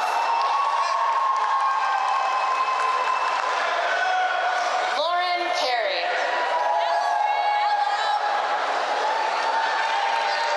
Alexander Peterson. Daphne Patrish.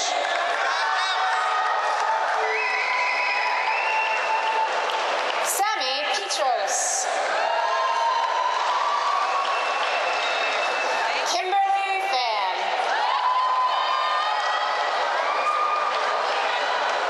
Rithika Mary Phillip.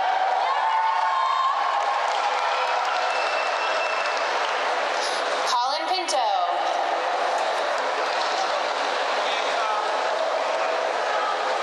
Pedro Carlos Castillo Planas. Shubham Podar. Papong Polchorio.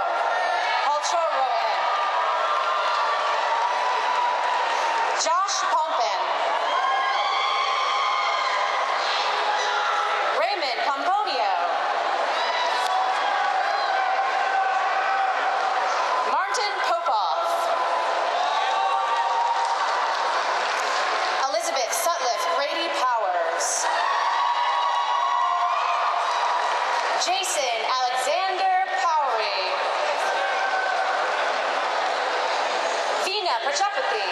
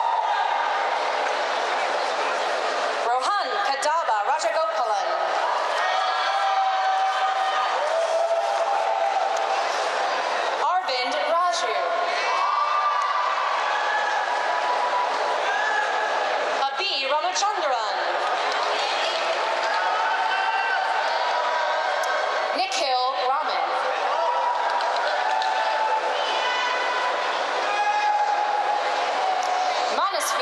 Ramanujam. Anna Ronchich. Zachary Goldberg Rainan. Kanishka Ryasam Rao. Abhishek D. Rao. Roshan Ravishankar. Abigail Raymaker. Catherine Yutong Ren. Dylan Ryle.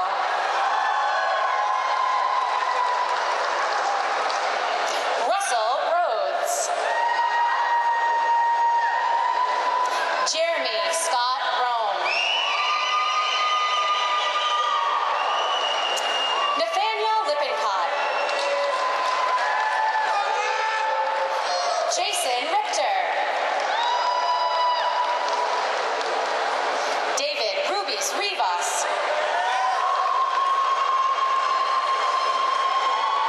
Reynaldo Rivera White. Joseph N. Robillard. Sydney Alicia Rodriguez.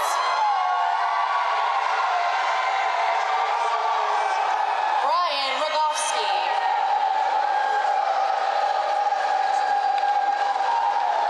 Kyle Spencer Rosen. Grant Martin Ross.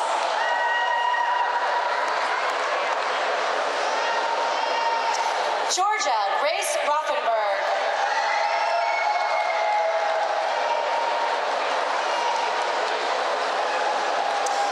Zachary Rowan.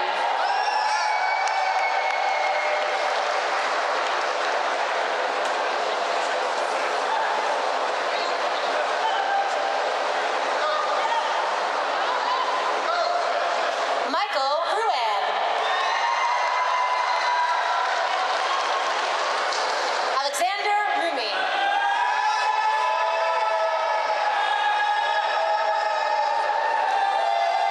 Yassine Sadi Elmonra. Olivia Sadialu. Ajay Noor Shaheen.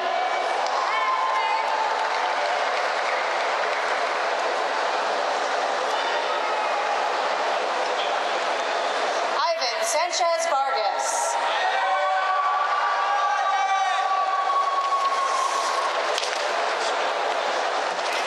Jordan Sanders. Enrique Larino dos Santos. Michael Alexander Sappenfield. Jahanvi Sardana. Brandon Saw. Christopher James Schaefer.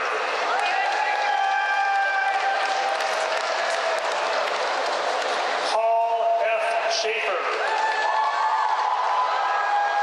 Thomas Michael Schnepp. Colby Ash Schofield. Margaret Schroeder. Isaac Schumann.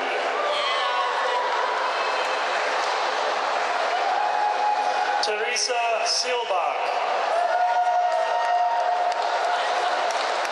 Cole Severance. Haras Shah.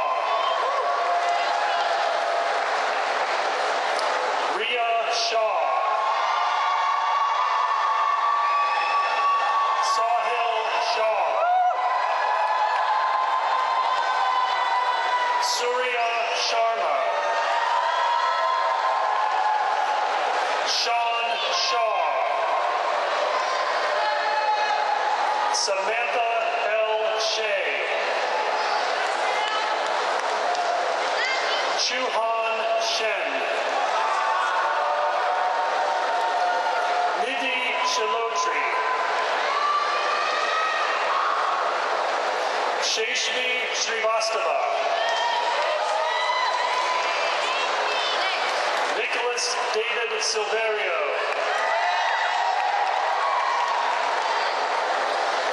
Aaron Carlisle Smith. Jae-Sung Son. Grace Song. Sharon Song. Lucas John Sontich.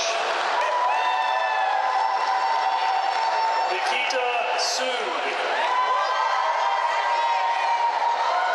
John Frank Sopchak. Michael Andrew Sosnick. Mason Spishiger.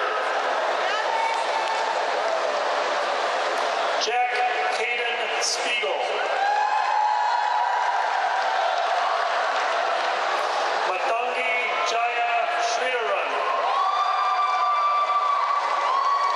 Matthew G. Stadler. Austin Stapleton. Lindsay Stearns. Danielle Steinman. Zane Stiles. Zachary Moss Stemler. Ethan Douglas Stinner. Hannah Rachel Stolberg. Brandy Jin Sun. Angela Kelly Sun. Andrew Sutton. Jake Swinghammer. Olivia Natalie Tan. Sydney Tan.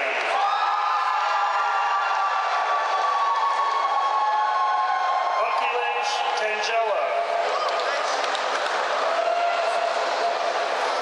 Michelle Teicher. Daniela Tejada.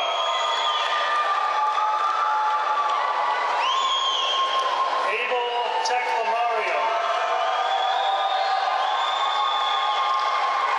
Michael Joseph Teresiano. Andrew Tice.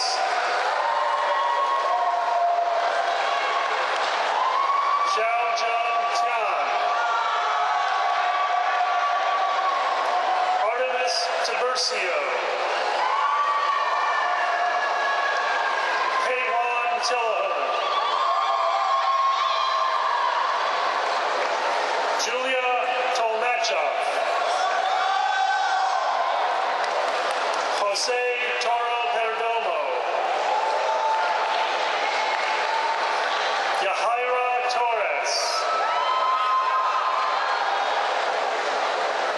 Anne Tran.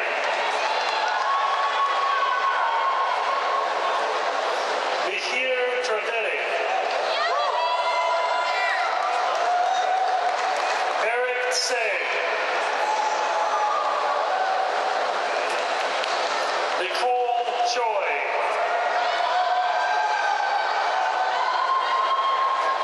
Ying Chu.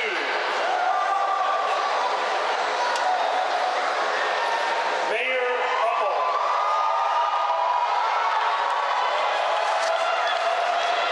Nicholas Urban.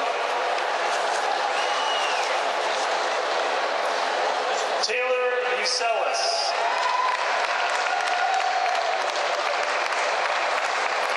Sharanya Balakatu. Santosh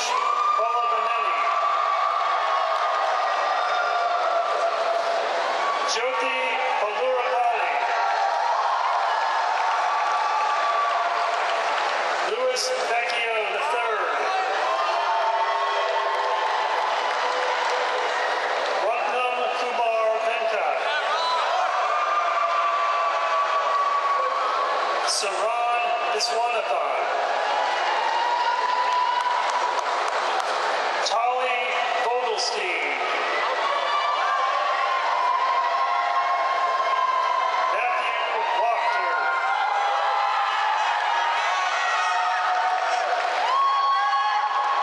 Rachel K. Walter.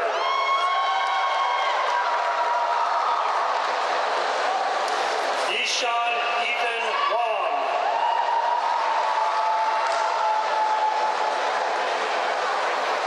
Dan Wong.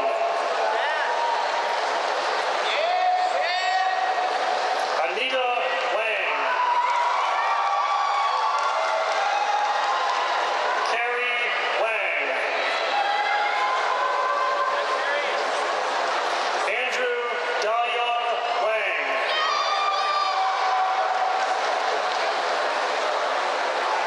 Xingyi Wong. Connie Kuo Wong. Kai Wong.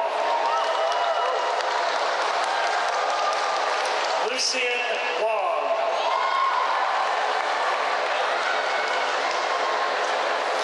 Anya Yodoru Wonki.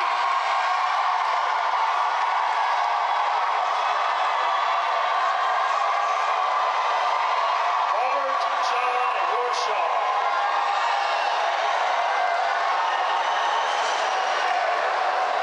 Sanjula Weerawardena. Connor Thomas Wen.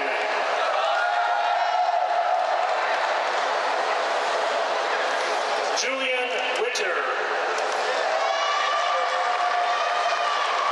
Shelby Carter Wilkinson. Alec Williams.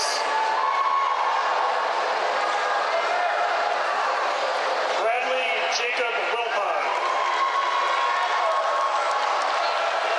Elizabeth Winston. Andrew Witherspoon. Allison Shea Wong. Tracy Woods Jr. Jacqueline Woodward. Jason Wright.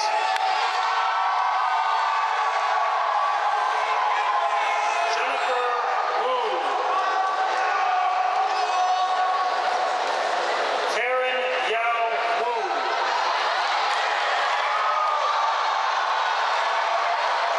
Wu Wai Chung.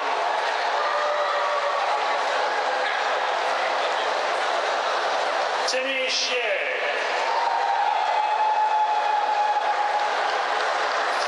Karen Shaw.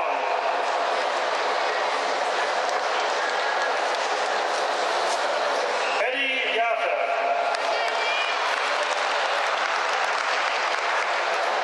Daniel Gan. Derek Yang. Carolyn Yang. Lucy Yao.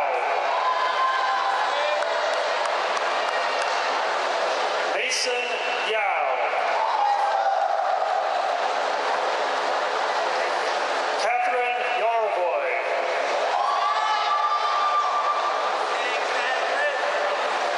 Ye Jin Young. Jun Yu.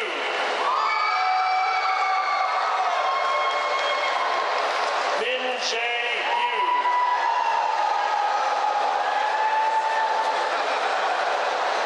Angela Hyunjung Yoon.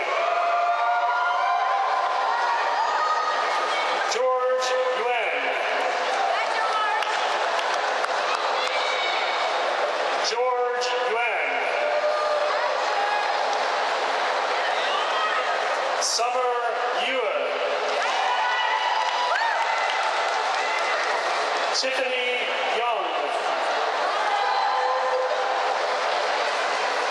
Christina Zakowski.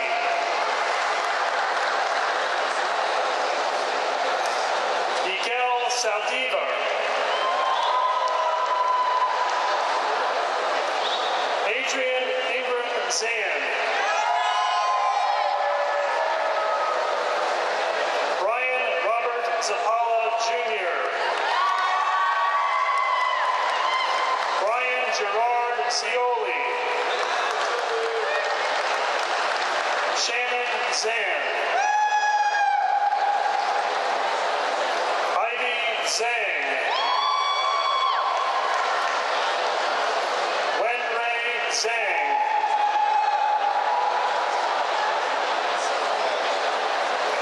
Andrew Zhang. Jason Zhang.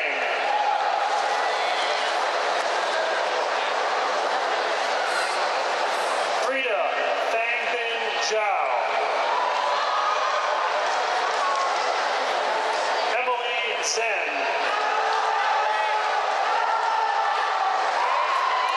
Eric Zhang.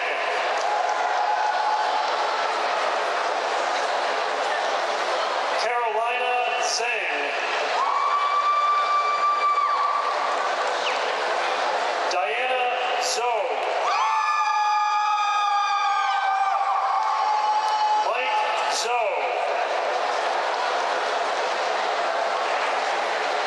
Isabel Zhu.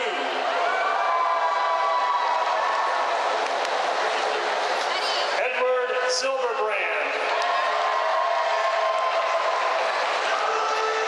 Yun Zhou.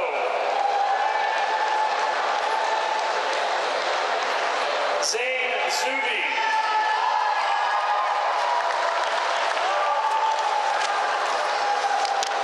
Before honoring our last degree candidate, we also want to acknowledge members of the class of 2018 who were not able to attend today's ceremony. Let's give them a round of applause for those students.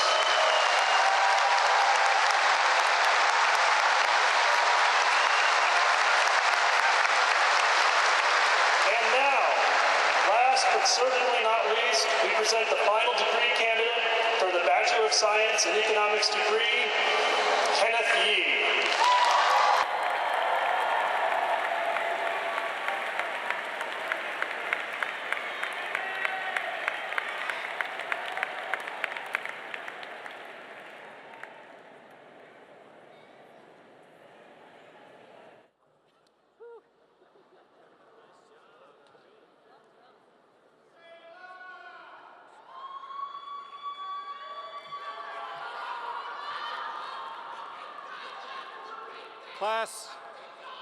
Class of 2018, to commemorate the transition from student to alumni, please move the tassel on your graduation cap from right to left.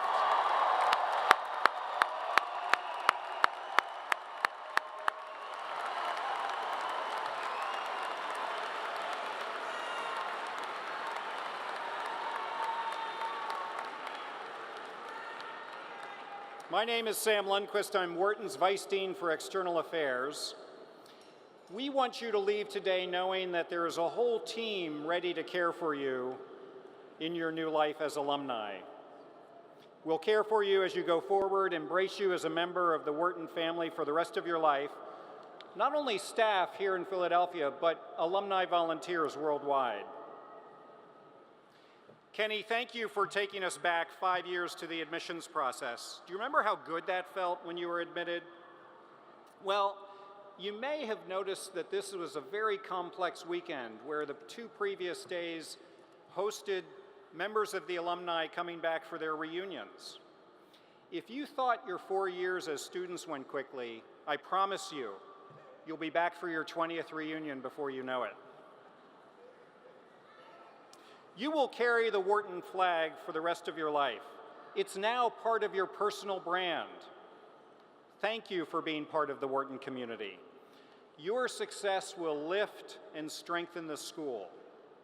To that end, we need you, but also know that we'll be here for you. In fact, wherever you go, we'll be there for you as well. And also know that you have plenty of opportunities for Wharton to help you throughout your career. We'll help you sharpen your skills or expand your perspectives throughout your life. Stay close to Wharton. We make it easy for you. There are 75 regional alumni clubs around the world. You literally have friends everywhere. We offer a lifelong learning program that is available to you online, in Philadelphia, in San Francisco, in Beijing at the Penn Wharton China Center, and many other regions around the world. We hold more than 1,000 alumni events each year. Take advantage of these opportunities and remain involved with the school and the remarkable alumni network. I'm now delighted to share with you an important Wharton tradition.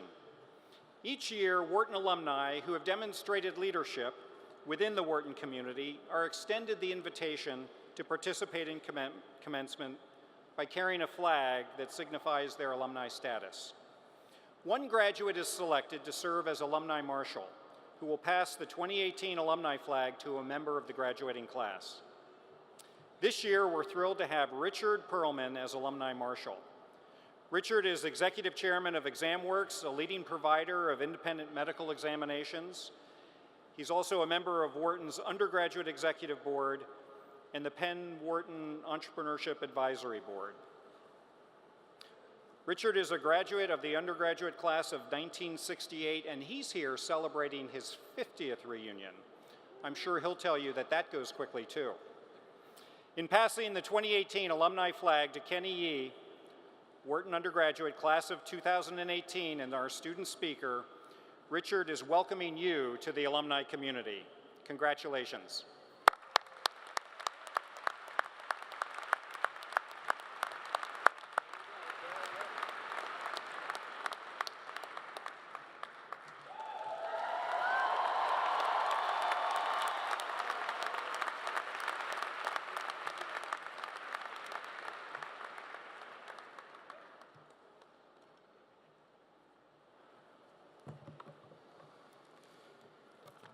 We've come to the end of the ceremony. I have only three last tasks, all really enjoyable ones. The first one, again, is to say to everyone in the room who can share this holiday, Happy Mother's Day.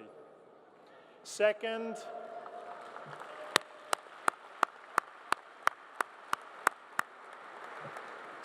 is the combination of the two thoughts I always have. First, congratulations to the class of 2018. Second, thank you to everyone who's helped them get here today.